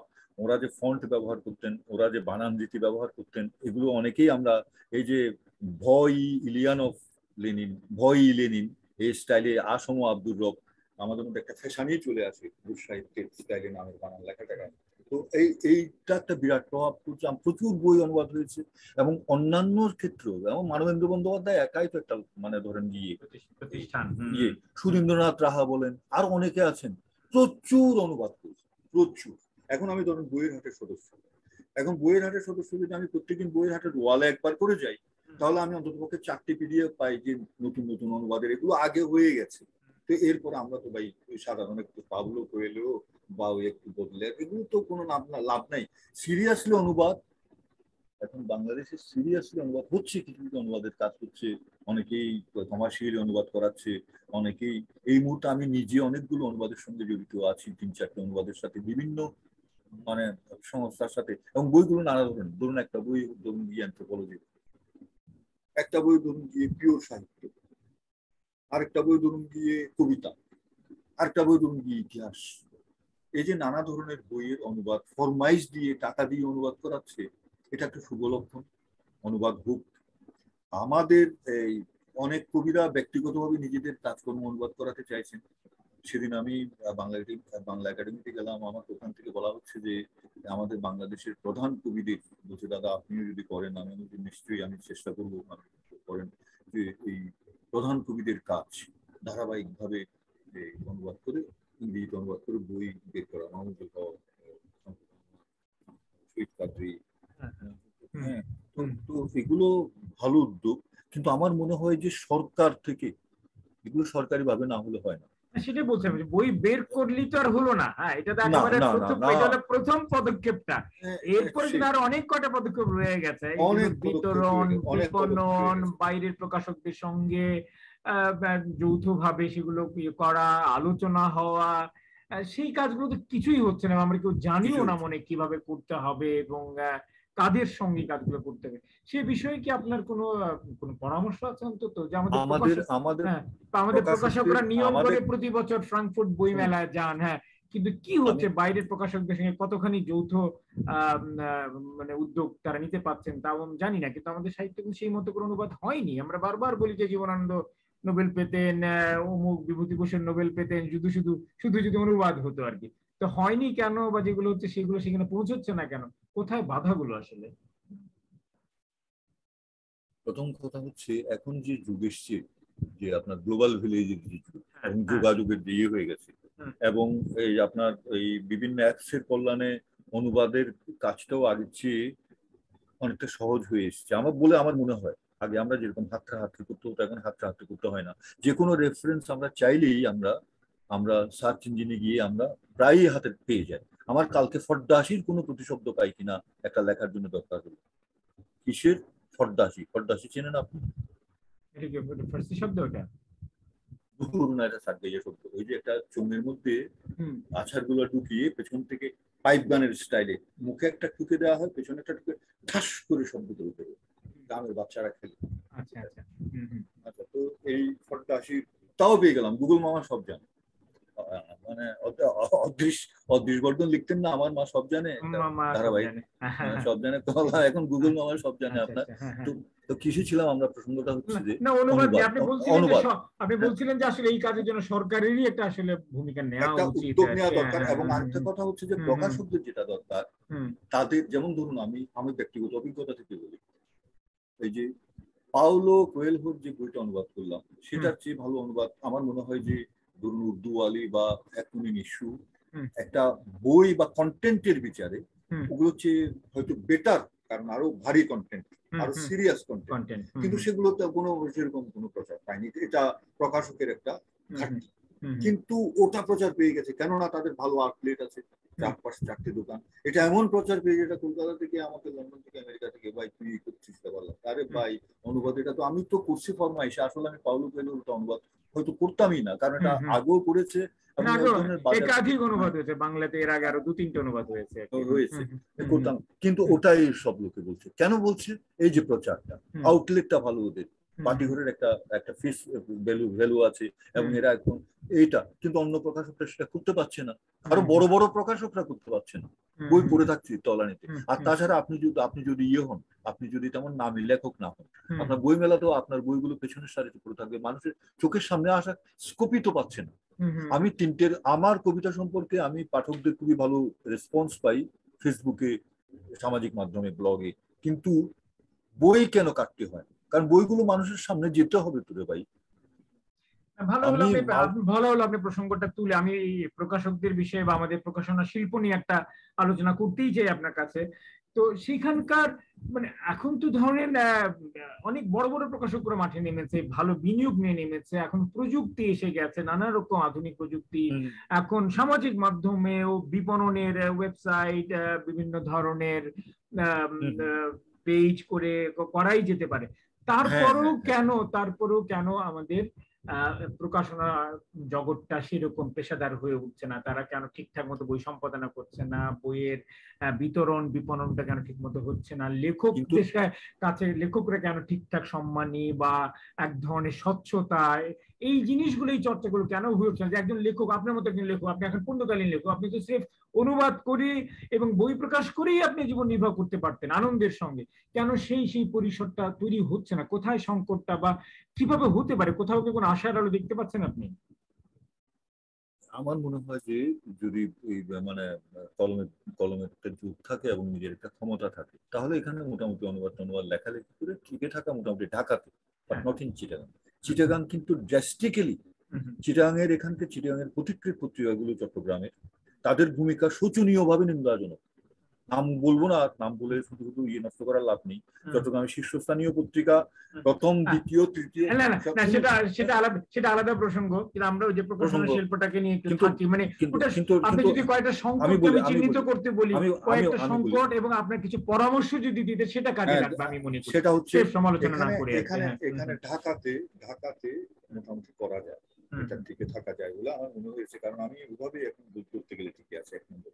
আর 2 নম্বর হচ্ছে যে প্রকাশনার যে সিরিয়াস সাহিত্য বলতে আমি কি বোঝাতে চাইছি আসলে আমি নিজেও জানি না। সিরিয়াস সাহিত্য বলতে আমি বোঝাতে চাইছি যেটাকে আমরা ধরুন ঠিক বাজার চলতি উপন্যাস মানে আমি বলতে চাইছি যে আরো পরিশীলিত, আরো একটু ঊর্ধ্ব স্তরে, যে কবিতা, ভালো গদ্য লেখা, প্রবন্ধ, এই ধরনের মননশীল বইয়ের অবস্থাটা খুব সুবিধা। কিন্তু স্কুল পাঠ্য বিভিন্ন মোটিভেশনাল বই, বিভিন্ন আপনার কি বলে ভাগ্য গণনার বই, বিভিন্ন ইন্সপিরেশনাল বই, তারপর আপনার এই বিভিন্ন বিষয়ভিত্তিক বই, বাংলা বাজারে গেলে তো আপনার মাথা খারাপ হয়ে যাবে। ছোট্ট 4 হাত 5 হাত জায়গা নিয়ে লোক যে ব্যবসা করে যাচ্ছে ভালো মোটেই টিকে আছে। বড় বড় প্রকাশনা হলগুলো, এগুলো থেকে শত শত, আমি জিজ্ঞেস করলাম যে ভাইজান এইসব বই আপনাদের বিক্রি হয়? বলা হ্যাঁ বিক্রি হয়, এবং এখানে ওদের প্রচুর লেখক আছে, ওরা মিনিমাম পয়সা দেয়। ওরা যে পয়সাটা দেয়, চট্টগ্রামের সাথে আমি তুলনা করবো না, ঢাকার মানে এমনিতে একটা, চট্টগ্রাম তো দেয়ই না, এখানে যা দেয় তাও মিনিমাম, কিন্তু তারপর ওরা একটা ভালো অ্যামাউন্ট দেয়, এবং এইসব অ্যামাউন্টের ভিত্তিতে ওদের একটা নিয়মিত প্রায় প্রত্যেকের একটা আছে। সেগুলো তো বললেন জনপ্রিয় বইগুলোর জন্য বললেন, ব্যবহারিক বইগুলোর জন্য, ব্যবহারিক বই, ওই ধরনের, কিন্তু মননশীল সাহিত্য, সিরিয়াস সাহিত্য, সেটাও তো পাশাপাশি চলতে হবে না, সেটাকে তার জন্য একটা বাড়তি পৃষ্ঠপোষকতা লাগবে, তুমি হয়তো সেখান থেকে লাভ হবে না। সেইটা করতে কি আমাদের প্রকাশকরা প্রস্তুত কিনা আর কি? আমার এখন মনে হয় যে ঢাকা থেকে সেই আবহাওয়াটা হারিয়ে গেছে কিনা। ঢাকা এখন এত বেশি যান্ত্রিক হয়ে গেছে, এবং এত বেশি এমন হয় না অতিকায় এক সরীসৃপ নিজের হাত পা দেখতে পায় না, ঢাকার অবস্থা দাঁড়িয়ে চলবে। আমরা 70 দশকে, 80 দশকে, এমনকি 90 দশকেও যে ঢাকা দেখেছি, যে আড্ডা, যে ঘরোয়া, আমি তো এমনকি আমি এই 11তে আসার পরও শাহবাগে এই ইয়েতে যে আড্ডা দিয়েছি, এবং এখন আপনি বিশ্বাস করুন না, একদম আপনি যদি মনকেই মেরে ফেলেন, আপনি মননশীল সাহিত্য করতে পারেন। প্রত্যেক মননশীল সাহিত্যের পেছনে কোন একটা সংগঠন, কোন একটা আড্ডা, সে শনিবারের চিঠি বলেন, সে কৃত্তিবাস বলেন, সে পরিচয় বলেন, সে চতুষ্কোণ বলেন, সে এক্ষণ বলেন, সে চতুষ্কোণ বলছে, চতুরঙ্গ, বা আমাদের সমকাল বলেন, বা এখানকার প্রত্যেক, এখন সে অ্যাটমসফিয়ারটা খুবই এত সংকুচিত হয়ে গেছে।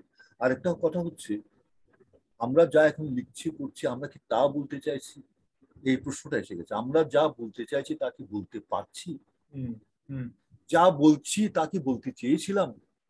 এই প্রশ্নটা আসছে। কেন আসছে এটা আপনি বুঝতে পারছেন। এখন আপনার প্রত্যেকটা অ্যাকশন, আপনার প্রত্যেকটা বাক্য, আমার ঘরের পরিবারের সদস্যরা পর্যন্ত আমি কি লিখছি চোখ রাখি। ফট করে কি শোনা বাপু গুগু দেখেছো, মাছ দেখোনি। আচ্ছা, এটা একটা গেল। দ্বিতীয়ত হচ্ছে আপনার তো আবার প্রসঙ্গ হারিয়ে যাচ্ছে, এই যে মুখে মনে এক হতে পারছি না, এটাও তো একটা বিরাট ব্যাপার। বুঝতে পেরেছি, মানে সেটাই আর কি, যে আমাদের প্রকাশনা শিল্পটাও যেন স্রেফ এক ধরনের সৃজনশীলতার জায়গাটা হারিয়ে ফেলেছে, এটাকে শুধু এক ধরনের পার্থিব বা বৈষয়িক চর্চা হিসেবে দেখে নিচ্ছে। এবং যে 21শে ফেব্রুয়ারি আসে, 21শে বইমেলা, 1 মাস টানা তারা বই বিক্রি করে, বই প্রকাশ করে যেন তেন প্রকারণে, এরপরে আর কোনো খবর নেই। এটা যেটা একটা ধারাবাহিক চর্চার বিষয়, এবং এটার জন্য অনেকগুলো আরো পদক্ষেপ লাগে। হ্যাঁ, বইগুলোকে আলোচনা করানো, বইগুলোকে ঘিরে কিছু কিছু অনুষ্ঠান হওয়া, লেখকদেরকে সেভাবে সামনে আনা, লেখকরা যেটা গুরুত্বপূর্ণ সমাজের মানুষ, তাদের প্রতি সেই আলোগুলা ফেলা, এই চর্চাগুলো যদি না হয় কিন্তু বিচ্ছিন্ন হয়েই যাবে, জনবিচ্ছিন্ন হতে, তাই হতে যাচ্ছে সম্ভবত আর কি। তো তো ছায়ানট, ছায়ানট, বিশ্ব সাহিত্য কেন্দ্র একটা কত বড় বিশ্ব সাহিত্য কেন্দ্র, বা চট্টগ্রামে আমি ফুলকির কথাই বলি। আমি যখন প্রথমে ফুলকিতে গেলাম তখন আমাকে মোহন ভাই বলছেন যে, আমি বললাম মোহন ভাই আসবো এখানে? আসবে। আমি তো এখানে দেয়ালও তুলিনি, কুকুরও পুষিনি, আসবে না, এটা তোমাদের। এই ছিল আবহাওয়া, উন্মুক্ত। আমরা গেছি সেভাবে নিয়েছি, এটা আমাদের, আমরা ভাবিনি এটা আর কারো, এটা আমাদের। কিন্তু কালক্রমে এই আবহাওয়াটা রইল, সেটা ছায়ানটেও নেই, সেটা বিশ্ব সাহিত্য কেন্দ্রেও নেই, সেটা আজিজ সুপার মার্কেটেও নেই, সেটা আর কোথাও নেই। সব বাণিজ্যের কুক্ষিগত হয়ে গেছে। আজিজ সুপার মার্কেটে লাইন ধরে সব কাপড়ের আর ইয়ের দোকান, সব মেনিকুইনরা আর ইয়েরা দাঁড়িয়ে আছে, এর মধ্যে বইপত্র তুই এইটুকু ছোট দু একটা জায়গার মধ্যে শ্রাবণ প্রকাশনী বা দু একটা প্রকাশনী কোনো মতো। অথচ আজিজ সুপার মার্কেট কি ছিল? বিশ্ব সাহিত্য কেন্দ্রের ভূমিকাটা এখন আমার কাছে আবু সঈদ আমাদের খুব শ্রদ্ধেয় ব্যক্তি, প্রিয় ব্যক্তিত্ব, এখনো আমিও আমাদের বোধগম্যতার হয়তো আড়ালে চলে গেছে। তো এইসব বিতর্কিত কথা বলছি হয়তো, যাই হোক আমার তো বাইরে চলে গেছে, আমার মনে হয়েছে। আমি বলছি কারণ আছে আমি, আচ্ছা যাই হোক। তো এখন কথা হচ্ছে এই জন্য মননশীলতা, মানুষ যখন সব বিক্রি হয়ে যায়। যে একজন নামকরা সাংবাদিক আমাদের সম্পাদক ছিলেন, আপনার নাম বলছি না কি, আর নাম বল। হ্যাঁ, তো উনি তো অনেক বড় বামপন্থী ছিলেন। এরশাদের আমলে তার এরশাদের একজন হওয়ার জন্য, আরেকবার রাষ্ট্রদূত হওয়ার জন্য তার যে কাঙালপনা দেখেছি আমি কাছ থেকে, এরকম সবাই চরিত্রভ্রষ্ট হচ্ছিল। এই চরিত্রভ্রষ্টের কারণে যাদের উপর আপনি মনে করবেন যে এর কাছ থেকে আমি মননশীলতা পাবো, উনি চরিত্রভ্রষ্ট হয়ে যাচ্ছেন। তো আর কোথেকে থাকি? এর আগেও আমরা দেখেছি, আমরা বহু বুদ্ধির বাক্তিক তলার বিস্তর কালি আমরা। ঠিক আছে, আমরা আমাদের আলোচনাগুলো ধীরে ধীরে গুটিয়ে আনি। আমি আরেকটা কথা হচ্ছে যে আমাদের জীবনে যাদেরকে আমরা মনে করেছি একসময় আইকন, যেমন মহাত্মা গান্ধী, আমার ঠাকুরদা খদ্দের করতেন, তখন থেকেই ঢুকে গেছে পরিবারের মহাত্মা গান্ধী। কিন্তু এখন তাকে আমার ভিলেন ছাড়া কিছু মনে হয় না, আগে একটা করে আসার। আমাদেরকে বলা হয়েছে মানব সভ্যতা হারটি 10,000 বছরের কাছে, কিন্তু এখন এমন এমন সব জিনিস দেখছি, আমার সমস্ত চিন্তাধারা। তার মানে আমি বলতে চাইছি যে আমাদের চিন্তাধারার মধ্যে একটা আমূল পরিবর্তন এসে যাচ্ছে।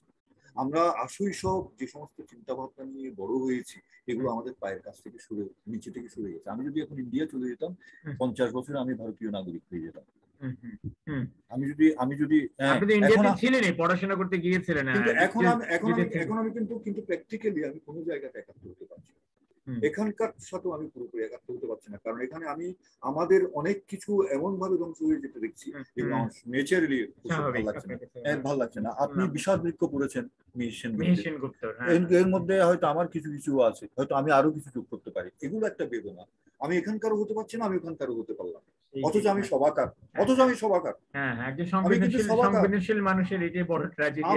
আমি তো এই উপমহাদেশের, আমি পৃথিবীর তো একজন বটে, আমি সাবকন্টিনেন্টেরও। আমি যে ভারতীয় যে আপামর সভ্যতা, ভারতীয় সভ্যতাটা কিন্তু ভেরি স্পেশাল, সেটা মনে রাখতে হবে। It's very special. এটাই হচ্ছে পৃথিবীর প্রাচীনতম মেল্টিং পয়েন্ট। এবং কলিম খান সাহেবরা বলছেন যে it's the cradle of civilisation. বলছে এক আর্ণব বহু অর্ণব আসলে এখান থেকে হয়েছে। এক আর্ণব মানে এক ভাষা বহু ভাষা, এক ভাষা যে বহু ভাষাগুলো এখান থেকে আলটিমেটলি হয়েছিল। এবং এটা একটা গভীর একটা জানার এবং পড়াশোনার জগৎ।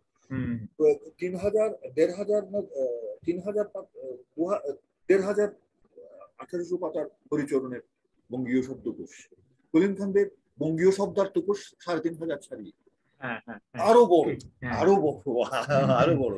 এবং ওদের গুরু হচ্ছেন হরিচরণ, ওদের পথিক লাইট হাউস হচ্ছে রবীন্দ্রনাথ। এবং আরো মজার ব্যাপার হচ্ছে যে রবি চক্রবর্তী কিন্তু কলিম খানের 10 বছরের ছোট, শিষ্য গুরুর চেয়ে 10 বছরের ছোট, বড়, 10 বছরের বড়, অনেক বড়, 10 বছরের বড়। এবং কলিম খান তো মারা গেছেন তিনি 100 বছরের কাছাকাছি গিয়ে রবিবাবু এখনো বেঁচে শিষ্য। এগুলো আমাকে খুব আশান্বিত করে, এগুলো আমাকে খুব ভালো লাগায়। এবং একটি জীবন আমার কাছে একটা ইন্সপিরেশন। ওরকম একটা জীবন হলে, আমি দিনকে বারবার বলি, তোমাদের হাতে যদি আমি খুব চেষ্টা করছি, তোমাদের হাতে যদি আমি একসাথে একটা থোক টাকা দিয়ে দিতে পারি না, আমি জীবনের লাস্ট 5টা বছর পাই, তাহলে আমি দেখাবো কি করা। আমরা আসলে আমাদের কথা কিছু বলতে পারিনি। না, সেটাই তো আমি বলছিলাম, সেই অবকাশটাই আমাদের হলো না, সেই পরিসরটাই রাষ্ট্র কি সমাজ কি প্রতিষ্ঠান কেউ দিল না। কিন্তু নাইলে যে একেবারে এখানে ছিল না সেরকম মানুষ তার নয়, কিন্তু এখনো নয় করেও কিছু জ্ঞান অনেকেই চর্চায় আগ্রহী, কিছু গবেষক, কিছু মননশীল মানুষ কিন্তু রয়ে গেছেন, কিন্তু তারা তারা ধীরে ধীরে নিজেদেরকে গুটিয়ে নিয়েছেন, সমাজ থেকে নেপথ্যে চলে গেছেন আর কি। সেই তাদেরকে যদি আমরা আবার ফিরিয়ে আনতে পারতাম, একটা সামনে নেতৃত্ব জায়গায় দিতে পারতাম, আমার মনে হয় এখনো কিন্তু আমাদের সবটুকু খোয়া যেত না আর কি। যাই হোক, আমরা শেষ করবো আর কি। আপনি এখন কি পড়ছেন, লিখছেন? আপনি বলছেন যে কিছু কিছু কাজ করছেন অনুবাদের, হ্যাঁ, সেগুলো যদি একটু বলতেন আমাদেরকে, এবং কি পরিকল্পনা আছে সামনে আর কি। হ্যাঁ, আমি এই সংস্কৃত ক্লাসিক থেকে যেমন কতগুলো জিনিস, যেমন ধরুন এই শঙ্করাচার্যের এই মুহুদ্গর, বা তারপরে বিলহনের এই চৌর্য চৌর্য পঞ্চাশত, চৌরীয় পঞ্চাশত, তারপরে আপনার মদালস উপাখ্যান, তারপরে আপনার এগুলো বুকলেট হবে, ইলাস্ট্রেশন শুদ্ধ এবং ভূমিকা শুদ্ধ যোগ করলে এগুলো বই হবে। এবং আমি চাই যে এই সহজ পাঠ এগুলো, মানে আমাদের এক সময় আমরা বাচ্চা যখন ছিলাম, যখন 65 যুদ্ধের পর বই আসছে না, তখন আমার বাবা কি ধরনের কৌশল করে যেন কলকাতা থেকে বই নিয়ে আসতেন। তখন ব্যবসায়িক কুটির থেকে কিছু ছোট ছোট বই বেরোতো। এই বইগুলোর মধ্যে কথা শরীর সাগরের গল্প, তারপরে 32 পুতুলের গল্প, তারপরে আপনার এই ধরনের সমস্ত ক্লাসিক এগুলো আমি একটা আইডিয়া পেয়ে গিয়েছিলাম ওই বয়সে, ওই বইগুলো। তো আমি চাইছি, এখন তো আর ওই বইগুলো আমাদের হাতের কাছে নেই, বইগুলো আউট অফ প্রিন্ট। আমি চাইছি সংস্কৃত সাহিত্য থেকে কিছু মৌলিক কাজ যদি আমি করে রেখেছি, যদি পাঠকরা যদি পড়তে, আমি যদি এগুলো ছাপাতে পারতাম, কেউ যদি উদ্যোগী হতো, তাহলে একটা হয়তো ভালো কাজ হতো। চর্যাপদ সুব্রত অগাস্টিন কমেছে নাকি আধুনিক বাংলায় রূপান্তর করেছেন, অনেক আগেই করেছিলেন তিনি, অন্তরী কথা নামে আর কি। হ্যাঁ, ইনফ্যাক্ট কিছুদিন আগে আমাকে আবার পাঠিয়েছেন তিনি মূল সংস্কৃতের একটা চর্যা, তারপরে তার আধুনিক বাংলা অনুবাদ, এবং তার একটা ইংরেজি অনুবাদ করেছেন। তিনটি আমাকে পাঠিয়েছেন, সেটা আমরা একটা চট্টগ্রাম একটা পত্রিকার জন্য আমি দিচ্ছি আর কি। তো বেশ বেশ বেশ ভালো একটা কাজ করতে আপনি, জানি আপনিও কিছুদিন করেছেন এই কাজ, সেটা আমি করেছি, কাজটা করেছি। আমি কাজটা করার পর আমাকে মনির বললো যে পরিমাটি থেকে দাদা বইটা আমি বের করবো। আমি তাকে পাণ্ডুলিপিটা দিয়েছি, কিন্তু তাকে আমি বললাম যে একটা ভালো তো ভূমিকা দেওয়া দরকার, এটা আমার এখন লেখা নেই, তো এটা যদি এবার ফেব্রুয়ারির আগে দিয়ে দিতে পারি, যদি সে বইটা বের করে, এটা একটা কাজ হবে। ওটা আর চর্যাপদ তো সংস্কৃতি ঠিক না, প্রাকৃত বাংলায়, প্রাকৃত বাংলাকে আধুনিক বাংলা করার একটা চেষ্টা, এবং সেই সাথে একটু রূপকার্থ, মানে রূপকে কি বলতে চাইছে। আর তারপর ধরুন গিয়ে অন্য কাজের মধ্যে ধরুন গিয়ে 7 সমুদ্র 13 নদী টাইপের এত অনুবাদ জমা হয়েছে, সে আর বলার মতো না। তার মধ্যে উর্দু থেকে আমি ক্লাসিক উর্দু থেকে প্রচুর অনুবাদ করেছি, আধুনিক উর্দু থেকে প্রচুর অনুবাদ করেছি। আমি উর্দু হরফ চিনি না, হরফ জানি না, তবে উর্দু ভাষাটা আমি মোটামুটি বুঝি। হিন্দি তো ভালোভাবেই বুঝি। আবার হিন্দি উর্দু চাইলে হিন্দি হরফে পড়া যায়, হিন্দি হরফে পড়া যায়। আর তাছাড়া যদি কোনো জায়গায় বুঝতে না পারলে ইংরেজি অনুবাদ করে তো বুঝে নেওয়ার তো ব্যাপার আছে। এই করে করে আমি প্রচুর অনুবাদ করেছি, এবং সবশেষে উর্দু সাহিত্যের ইতিহাস নামে একটা মোটামুটি পাণ্ডুলিপি তৈরি হয়ে গেছে। কিভাবে উর্দু সাহিত্যটা এলো, এই উর্দু ঠিক না শুধু, এটা আসলে হচ্ছে আদি যে হিন্দাউই ভাষা, যেটা আমির খসরু সাহেব এসে যেটা পেয়েছিলেন, সেই হিন্দাউই ভাষা কিভাবে আধুনিক কালে এসে আস্তে আস্তে 2 শাখায় বিভক্ত হয়ে হিন্দি এবং উর্দু ইয়ে হলো। খসরুর কবিতাতে কিন্তু আদি হিন্দি এবং ফার্সিকে উনি পাশাপাশি ব্যবহার করেছেন। ধরুন এক স্তবক লিখেছেন আদি হিন্দিতে, পরের স্তবকটাই আবার ফার্সি। এটা মজার ব্যাপার। আমির খসরুটা বিশাল মানুষ, তো আমির খসরু থেকে শুরু করে একদম ইয়ে পর্যন্ত, এই সমকালীন একদম এই লেখিকারা লেখকরা পর্যন্ত এসে আমি উর্দু সাহিত্যের ইতিহাসের উপর একটা কাজ করেছি। এই বইটাও দেখি এটা করা যায় কিনা। এটা রাজশাহী বিশ্ববিদ্যালয়ের উর্দু বিভাগ যেটা আছে, ওরা আগ্রহ দেখিয়েছে। ওটা তো পাণ্ডুলিপিটাতে একটা ফিনিশিং টাচ দিতে হবে, এই সমস্ত কাজ আর কি। তা যে দূর পারে করে যাচ্ছে। বুঝতে পেরেছি।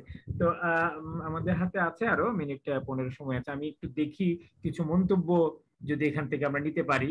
জুমে যারা আছে না, কিছু লাইভেও কিছু মন্তব্য এসছে, সেগুলো একটু পড়ে শোনাবো। এরপর আপনার কাছ থেকে আপনার নিজের কণ্ঠে কিছু পাঠ শুনবো, আপনার কিছু কবিতা পাঠ শুনবো, এবং সবশেষে একটা সামগ্রিক একটা উপসংহার মন্তব্য নিব বাংলাদেশের সমাজ সাহিত্য সময় এটা নিয়ে আর কি। হ্যাঁ, তো এখানে একজনকে আমি দেখতেই পাচ্ছি, আলমগীর ফরিদুল হক। তিনি সচরাচর জুমে আসেন না, বাট লাইভে দেখেন আমার সমস্ত অনুষ্ঠানেই তিনি যুক্ত হয়েছেন যুক্তরাজ্য থেকে। এবং আপনাকে আমন্ত্রণ জানানোর জন্য তিনি সাংঘাতিকভাবে খুশি হয়েছেন, বলছেন আমি ভাবছিলাম বলবো যদি তাকে ডাকার জন্য, তুমি ডেকে দিয়েছো, এটা বিরাট কাজ করেছে, আমি আজকে থাকবো আর কি। আলমগীর, যদি এই সুযোগে জ্যোতির্ময়ের সঙ্গে কিছু কথা বলতে আর কি, তুমি তো শুনলে নিশ্চয়ই পুরো অনুষ্ঠানটা, তার সূত্র ধরে তোমার মন্তব্য, কিছু বক্তব্য শুনতে চাই। ভিডিওতে এসে বলো। হ্যাঁ, ভিডিওতে আসতে বলছে জ্যোতির্ময়। ভিডিওতে আসতে হবে আমার? আমাকে কি শোনা যাচ্ছে? দেখাও যাচ্ছে, শোনাও যাচ্ছে। পরিষ্কার পরিষ্কার পরিষ্কার পরিষ্কার। হ্যাঁ, জ্যোতির্ময় নন্দী এই মানুষটির সাথে বহু দীর্ঘসূত্রিতা আছে আমার পরিচয়ের এবং সখ্যতার। তো যদিও উনি আমার অনেক সিনিয়র, কিন্তু তারপরেও আমাদের মধ্যে তুইতকারী সম্পর্ক বহু যুগ ধরে। তো তার বিশালত্বের ব্যাপারে, তার যে বিচরণ ক্ষেত্র শিল্প সাহিত্যে, সেই বিষয়ে আমি একেবারে ওয়াকিবহাল আছি, কিন্তু তারপরেও ওই বিষয়ে কিছু ব্যাখ্যা করা বা আমার পক্ষ থেকে তাকে বিশ্লেষণ করা আমার ক্ষমতা নেই। তবে আমি রীতিমতো চমকৃত, এবং আমিও অনেক কিছু পারস্পরিক সম্পর্কের কারণে শিখেছি, অনেক কিছু জেনেছি। তবু আমি কবিতা লিখি, উল্টাপাল্টা কবিতা, কোনো ছন্দরন্ধর ভিতরে, মস্তিষ্কের ভিতরে যে ছন্দবোধ যে আছে তার ভিতর থেকেও কিছু কবিতা লেখার চেষ্টা করেছি, অপচেষ্টা করেছি। এবং সে হয়তো আমাকে অনেক সময় কিছু কিছু সদুপদেশ দিয়েছে সময় সময়। তবে যে কথা বলতে যাচ্ছি, তার ক্ষেত্রটা আমার কাছে অবিস্মরণীয় লাগে তার কাব্য সাহিত্য ব্যাপারে। যে কাব্য রচনার যে আজকাল যেভাবে করছেন, সেটা খুবই খুবই প্রাসঙ্গিক সময়ের সাথে। এবং তা অনেক সময় দেখেছি যে এমন ক্রিয়াশীল মানুষ আমাদের যারা কাব্য সাহিত্যে আছে, তারা কিন্তু সময়ের সাথে সম্পর্কিত নন। একটা কলা কৈল্যবাদী একটা ব্যাপার থাকে, তার কিন্তু একটা অপূর্ব একটা প্রকাশভঙ্গি, সেই প্রকাশ, সেই লিঙ্গুইস্টিক, সেই ডিকশনের ভিতর থেকে তার সচেতন সত্তাটা বেরিয়ে আসে। অনেক সময় রাজনীতিও চলে আসে, এমনকি সমসাময়িক ঘটনার প্রেক্ষিতেও তার কবিতা তৈরি হতে দেখি। সেটা আমরা সবসময় দেখি সেই ফেসবুকের তার অংশগ্রহণের ভিতর থেকে। তো এছাড়া আরো নানা জিনিস দেখি, যেমন সে নিজের বংশ পরম্পরার ভিতর থেকে নিজেকে যাচাই করে, গবেষণা করে খুঁজে বের করে। সেই শ্রীকর নন্দীকে, শ্রীকর নন্দী একজন কবি, তারই গ্রামের সুলতানপুরের, সেই সুলতানি আমলের সেই সময় থেকেই সে প্রেক্ষাপটটাকেও সে নির্দ্বিধায় নানা গবেষণায় সে কি করে যেন খুঁজে বের করে ফেলে। সে তার বংশের, তার ঠাকুরদা সেই শ্রীকর নন্দী যখন কবিতা লেখে, তো যে ভদ্রলোক তারকে শনাক্ত করেছিল আজাদী পত্রিকাতে, সেই সাধন কুমার ধর, তাই না? তো উনি বলেছেন শ্রীকর নন্দী যেহেতু একজন নামকরা কবি, তো জ্যোতির্ময় নন্দী কেন ভালো কবিতা লিখবে না, এই কথাটা বলছিল।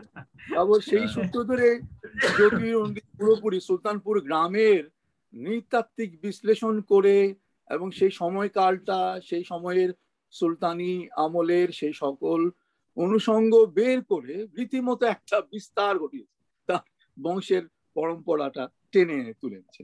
তো এগুলি যেমন আছে, তেমনি তার মজার কথা হচ্ছে, সে আজকে সেই প্রসঙ্গেও বলেছে, আমি নিজেও একটা তার যে অনুবাদ সাহিত্যের দিকে তার যে ঝোঁক, এবং আজকাল এই কলহের বই অনুবাদ করছেন বা যাই করছেন, এবং আমাদের এই জোসেফ কনরাডের বিখ্যাত এই এক ধরনের মিনিমালিস্ট ফিকশনটাও সে অনুবাদ করেছে চমৎকার। কিন্তু আমাদের উপমহাদেশের চৌহদ্দির সাহিত্য তাকে যে আলোড়িত করে, এবং সেই প্রেক্ষিতে আমি দেখেছি পর্যায়ক্রমিক ধারায় এক একটা সপ্তাহে একজন মানুষ উর্দু সাহিত্য, হিন্দি সাহিত্যের মূল ছোট গল্পগুলোকে অনুবাদ করে ফেসবুকে সবাইকে পড়ার জন্য তার একটা কমিউনিকেশন, তার যে ক্রিয়াশীলতার একটা আলাদা একটা এই মেজাজটা দারুণ লেগেছিল আমার। সেই ইসমাত চুগতাই বলুন, সেই গোলাম আব্বাস বলি, বা সেই কিষণ চন্দ্রের সেই গল্প, ওই যে ইরানি পোলাও, বা ওই যে আমরা ওই সেই বিখ্যাত রশিদ জাহানের দিল্লি বেড়াতে গিয়ে এইসব জিনিস যখন আমরা পড়ি তখন আমরা চমৎকৃত হই। এই মানুষটি এইসব বিষয়গুলো তুলে ধরছে এবং অনুবাদের মাধ্যমে উর্দু সাহিত্যগুলোকে আবার ঝাঁকি দিয়ে আবার প্রকাশ পাচ্ছে। সেইগুলো আমরা খুবই আকর্ষণীয় ব্যাপার। এবং সেই সূত্রে আমি করলাম কি, ফেসবুক যেহেতু আমরা একটু ক্রিয়াশীল অর্থে, যে ওই সকালে উঠে একটু দেখি, বিকালে উঠে আবার কিছু দেখে কিছু জিনিস দেখে এগুলি রিপোস্ট করি। করতে করতে ভাবলাম যে জ্যোতি এত কাজ করছে, যদিও সে নানা ভাষার দিকে তার ঝোঁক আছে এমনিতেই। সেই সময় অ্যালেক্স মেসেজে চট্টগ্রাম শহরে আমাদের ওই কেন্দ্র, সাংস্কৃতিক কেন্দ্র একটা ছিল, সেখানে আমরা যেতাম, সেখানে ফরাসি ভাষা শিখতাম, খোসদও শিখতো, আমরাও শিখতাম ওখানে। আমরা ফিল্ম স্ক্রিনিং করছি, জ্যোতি সেখানে খুব ভালো রেজাল্ট করলো, অনেক কিছু করলো। কিন্তু সে উর্দু আরবি সাহিত্য জিনিসগুলোকে সে অনুবাদ করে, এবং সেটা নিয়ে আমি করলাম কি, ফেসবুকে জ্যোতির্ময় নন্দীর উর্দু সাহিত্যের জাদুর বাক্স নাম দিয়ে আমি সবগুলি সংকলিত করে রাখলাম। যে আর্কাইভ তো করা হয় না, সেই এখন আলম খুরশেদ এখন সেই বন্ধু এখন এক অপূর্ব কাজ করে ফেলেছে, যে প্রত্যেকটি সাহিত্যিক, দৃশ্য কাব্যের শিল্পী অমুক সবাইকে একত্র করে এক একদিন এক একজনকে পরিচিতিমূলক জিনিস দিচ্ছে, যেটা একটা আর্কাইভাল ভ্যালু জিনিসটা তৈরি হচ্ছে। যে দেশে অনেক জিনিস হারিয়ে যাচ্ছে, যে দেশে বিটিভির মতো নাটকের দারুণ গর্বের কিছু নাটক হয়েছিল, সেই আমাদের মুস্তাফা মনোয়ার সাহেবের সেই নাটক, সেই আল নাটক, সেই আমাদের রিনি রেজার সেই নাটকগুলো একটা গুরমোর একটা তৈরি করেছিল। এখন শুনেছি যে সে নাটকের আর্কাইভ গুলো কিছুই নাই। তো আমাদের গর্বের কিছুই থাকে না, শুধু যদি এভাবে যদি খুরশেদের এই পাণ্ডুলিপি করে আয়োজন কিংবা সিনেমা চলচ্চিত্র বিষয়ে সেই বিষয়গুলো, সেগুলো একটা আকরই থাকবে আর কি সংগ্রহে। অনেক অনেক ধন্যবাদ আলমগীর বলার জন্য। আমি যদি শেষ করে নিতে খুরশেদের অনুষ্ঠানে আমাদের জ্যোতির্ময় নন্দীকে আনার জন্য আমি সাধুবাদ জানাই এই কারণে যে তার মতো একটু বিক্ষিপ্ত আবার একটু গোছানো, মানে একটা মানুষের যা যা যে গুণ থাকে তার মধ্যে অনেক কিছুই থাকে, কিন্তু তার মধ্যে ক্রিয়াশীল যে জিনিসটা সেটা হচ্ছে সৃষ্টিশীলতা। তার মূল উপযোগ্য বিষয় হচ্ছে আমি মনে করি সেই চর্যাপদের, সেই যুগের, সেই আদি বাংলা সংস্কৃতির, মিথোলজির, এইগুলির দিকে তার নজর আছে। নজর থাকা সত্ত্বেও তার কবিতা কাব্যে কোথাও মিথ চুলে কাজ করে মিথ নির্ভর হয়নি, সেটা একেবারে কমিউনিকেশন হয়েছে মানুষের সাথে। যেমন আমি এখানে একটা কথা বলতে পারি, যেমন সে দেশের যে ঘটমান যে কোনো পরিস্থিতি হয় সেখানেও সে প্রতিক্রিয়া আক্রান্ত হয়ে কবিতা লিখছে। সেই কবিতাগুলো মানুষের কাছে দুয়ারে পৌঁছে যাচ্ছে। যেমন দুইটা লাইন পড়ি, নোংরা করছো কতদিন এই পৃথিবী, হায় শিশুরা এখন শেখায় তারা কি পৃথিবী চায়, শেখালেও জানি তুমি কিছু শিখবে না, তবু শিশুরা আজ শিক্ষকের ভূমিকায়। এটা ব্যাখ্যা করছি না, এরকম অনেক সময়ের ব্যাখ্যা। সেটাই আমরা একটু জ্যোতির্ময়ের কাছ থেকে প্রতিক্রিয়া নিয়ে আমি আমার লাইভে কিছু মন্তব্য আসছে, কিছু প্রশ্ন আসছে, সেগুলো আমি উপস্থাপন করতে চাই। জ্যোতির্ময় সংক্ষেপে যদি আলমগীরের আলমগীর হচ্ছে যে আলমগীর আমার ব্যাপারে সবসময় উচ্ছ্বসিত, এবং তার সাথে ফোনালাপ গুলো জোর করে না কাটলে কোনো সময় শেষ হয় না। আমার কাছের বন্ধু সেরকম আজকেও আমাকে অনেকটা সেই পথেই অবলম্বন করতে হলো আর কি, তবে সে বাস্তবতার খাতিরে কিছু কাজের কথা বলেছে, হয়তো সত্যিকারের কথা বলেছে, যে জিনিসগুলো ধরে রাখা দরকার। এটা আমার খুব বেশি মনে হয়েছে, আমার না, মানে ইন জেনারেল এই যে সমস্ত নাটকগুলো আর্কাইভ নষ্ট হয়ে গেছে, এর চেয়ে খারাপ, এর চেয়ে দুঃখের আর কিছু হতে পারে না ভাই। আমাদের যেগুলো থাকার সেগুলো নষ্ট হয়ে যাচ্ছে, যেগুলো না থাকার সেগুলো আমাদের সারার বিষবৃক্ষ গজিয়ে উঠছে। এটা তো আপনার সহ্য করা যাচ্ছে না। তো এটা আপনাদের উদ্যোগে, আপনার ভাই আলমগীরের মতো, আলমগীর জি কি কাজ করে যাচ্ছে, অসাধারণ আন্তর্জালিক এক সাংঘাতিক এমন এক ভান্ডার, মহাভান্ডার সে গড়ে তুলছে আর কি। এটা শুধু আমাদের উত্তরসূরিরাই এটার মূল্য মর্যাদা মূল্যায়ন করবে। এবং সবচেয়ে বড় কথা হচ্ছে সবচেয়ে বড় কথা হচ্ছে যে আপনার একদম কনিষ্ঠতম পর্যন্ত মধ্যে, মানে সে যদি উপযুক্ত হয় একদম কনিষ্ঠতম জনতার অসাধারণ কাজ, অসাধারণ চোখ কাজ। কান খোলা। আচ্ছা, এই জ্যোতির্ময় জন্য একটা প্রশ্ন এসছে, আমি মনে করি এই প্রশ্নটা একটু আলোচনা করা দরকার। আমার মনে হয় ওই যে আপনি কবিতাকে সহজ করার বিষয়ে যে একটা কথা বলেছেন, ওইটা হয়তো ঠিকঠাক বুঝতে পারেননি, বা তিনি একটা পাল্টাও প্রশ্ন করেছেন। আমার এটা একটু আলোচনা হতে পারে। আমাদের এক বন্ধু চন্দন শফিকুল কবির, ইনিও যুক্তরাজ্যেই থাকেন, এবং তিনি একজন শিল্পী, পেশাগতভাবে তিনি একজন দৃশ্য শিল্পী, তিনি বয়নের কাজ করেন, বুননের কাজ করেন। তিনি একটা প্রশ্ন করেছেন আপনাকে, আপনি একটু শুনে দেখুন এবং পারলে যদি কোনো আপনার উত্তর থাকে দিতে পারেন, যে কবিতা সহজ হতেই হবে কেন? আমাদের যাপন কি সহজ হয়েছে? রাষ্ট্রের সাথে গণের সম্পর্ক, তার ভাষা ও অঙ্গীকার। আর কবিতা কবেই বা সকলের হয়ে উঠেছিল? যিনি যেভাবে প্রকাশে পারঙ্গম, সেটাই তার জন্য সহজ নয় কি? একটা পাল্টা প্রশ্ন তিনি ছুড়ে দিয়েছেন।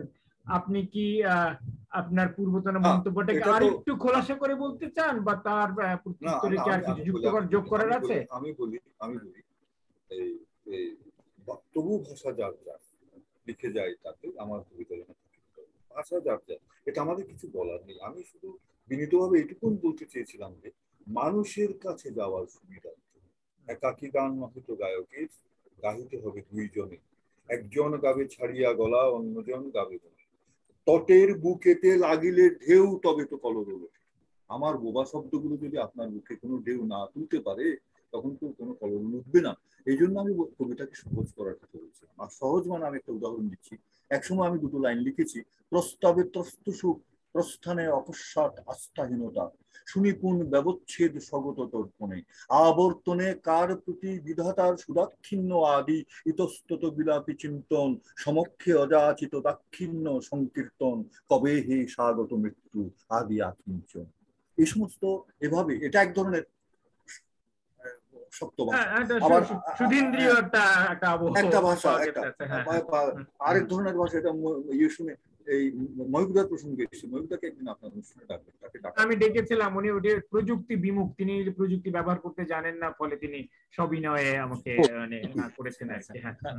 আচ্ছা, যাই হোক, তো মহিবুদা আমাকে লাইন, তো আমি সহজভাবে আমি একটা কবিতা বলি, আমি একটা কবিতা পড়ছি, আমি এই কথার জবাবেই কবিতাটা হয়তো এটা একদম, এটা লিখেছি গত 3 দিন আগের একটা কবিতা।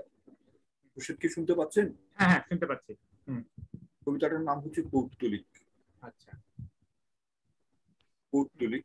মাটি ছানো, মাটি মাখো, করতল অঙ্গুলি ছোঁয়ায় গড়ে তোলো নিমেষেই স্তন জংঘাউরু ডমরুর উথাল পাতা। মাটি ছানো, মাটি মাখো, করতল অঙ্গুলি ছোঁয়ায় গড়ে তোলো নিমেষেই স্তন জংঘাউরু ডমরুর উথাল পাতাল। কিন্তু তাতে প্রাণ কই এ কুমোর, সেই ভাবি বসে আকাশ পাতাল, কি যে রাখো চিরায়ুষ্মানের খাতা। কাল প্রাতে বিসর্জন হয়ে গেলে মাটির প্রতিমা, হে কুমোর তোমার দুঃখের সীমা পরিসীমা মিলবে কোথায়? তোমার আঙুলে সেই জাদু যদি নাই থাকে, যাতে হয় মৃৎকর্মে প্রাণের সঞ্চার, তোমার কিসের অহংকার? কেন কোন বৃথা পদচিহ্ন রেখে যাও জীবনের বাঁকে? বুলবুল যেভাবে বুকের রক্ত দিয়ে রং আনে তুষার গোলাপে, সেভাবেই ফোটে প্রাণ কখনো বা অসংলগ্ন কবির প্রলাপে। হে কুমোর তোমার আঙুলে করো প্রাণদ বিদ্যুৎ সঞ্চারিত, অহল্যা মৃত্তিকা হোক তোমার ছোঁয়ায় শিহরিত। তোমার প্রতিমা হোক অবারিত প্রাণের প্রতিম, ত্বকে তার সবুজের আভা, চুলে হিম, চোখ তুলে একবার তাকালে সে চাওয়া মুদ্রিত হয়ে যাবে মহাকাল। এর মধ্যে আমি বলতে চাইছি, প্রাণ থেকে প্রাণের বাতি জ্বালানো, শুধু বাগাড়ম্বর নয়, শুধু শব্দ নিয়ে খেলা নয়। আমি মালার্মের কবিতা, বাংলার কবিতা আমি অনুবাদ করতে গিয়ে অনেক কবিতা থমকে যায়, কারণ আমি তার ভিতরে ঢুকতে পারছি না। সে অনেক কষ্ট করছে, সে ফিগারেটিভ ব্যাপার এনেছে, সে শব্দকে এদিকে ছুড়ে দিয়েছে, ওদিকে পাকিয়ে দিয়েছে, অনেক কিছু করেছে, কিন্তু সে আমার প্রাণের কাছে বুঝতে পারছে না। আবারও বদলে আর এসে সাদামাটা কয়েকটা লাইন সাজিয়ে গেছে, এগুলো আমার বুকের মধ্যে তীরের মতো গেঁথে যাচ্ছে। তো আমি বাপু সহজের তো আমি সহজ হতে চাই। আমি যিনি বলেছেন, আমি বলতে চাইছি না সবাইকে সহজ হতে হবে, আমি বলতে চাইছি না। তবে আমার মনে হয় যে কবিতা মেইন স্ট্রিমের কবিতা সহজ কথা থেকে সে মহাকবি, এই কথাটিকে ঠিক আক্ষরিক ভাবে নিলে চলবে না, এটার ভিতরে একটা অন্য ব্যঞ্জনা আছে আসলে, এটা যোগাযোগ স্থাপনের একটা সচেষ্টা, আপনি প্রয়াসের কথা বলেছেন আসলে আর কি। হ্যাঁ, বিচ্ছিন্নতাকে অতিক্রম করে যাওয়ার একটা প্রবণতা বলেছেন। না, আমাদের আর খুব বেশি বলার সুযোগ নেই, আসলে সময় ফুরিয়ে গেছে। আমরা একটা শেষ কথা হচ্ছে, একটা কথা বলবেন, সেটার একটা মিনিং সবাই বুঝবে, এটার একটা দ্বিতীয় বা তৃতীয় মিনিং থাকতে পারে, এটা পরের ব্যাপার, কিন্তু প্রাথমিক একটা meaning it will carry to you. ঠিক আছে, অনেক ধন্যবাদ।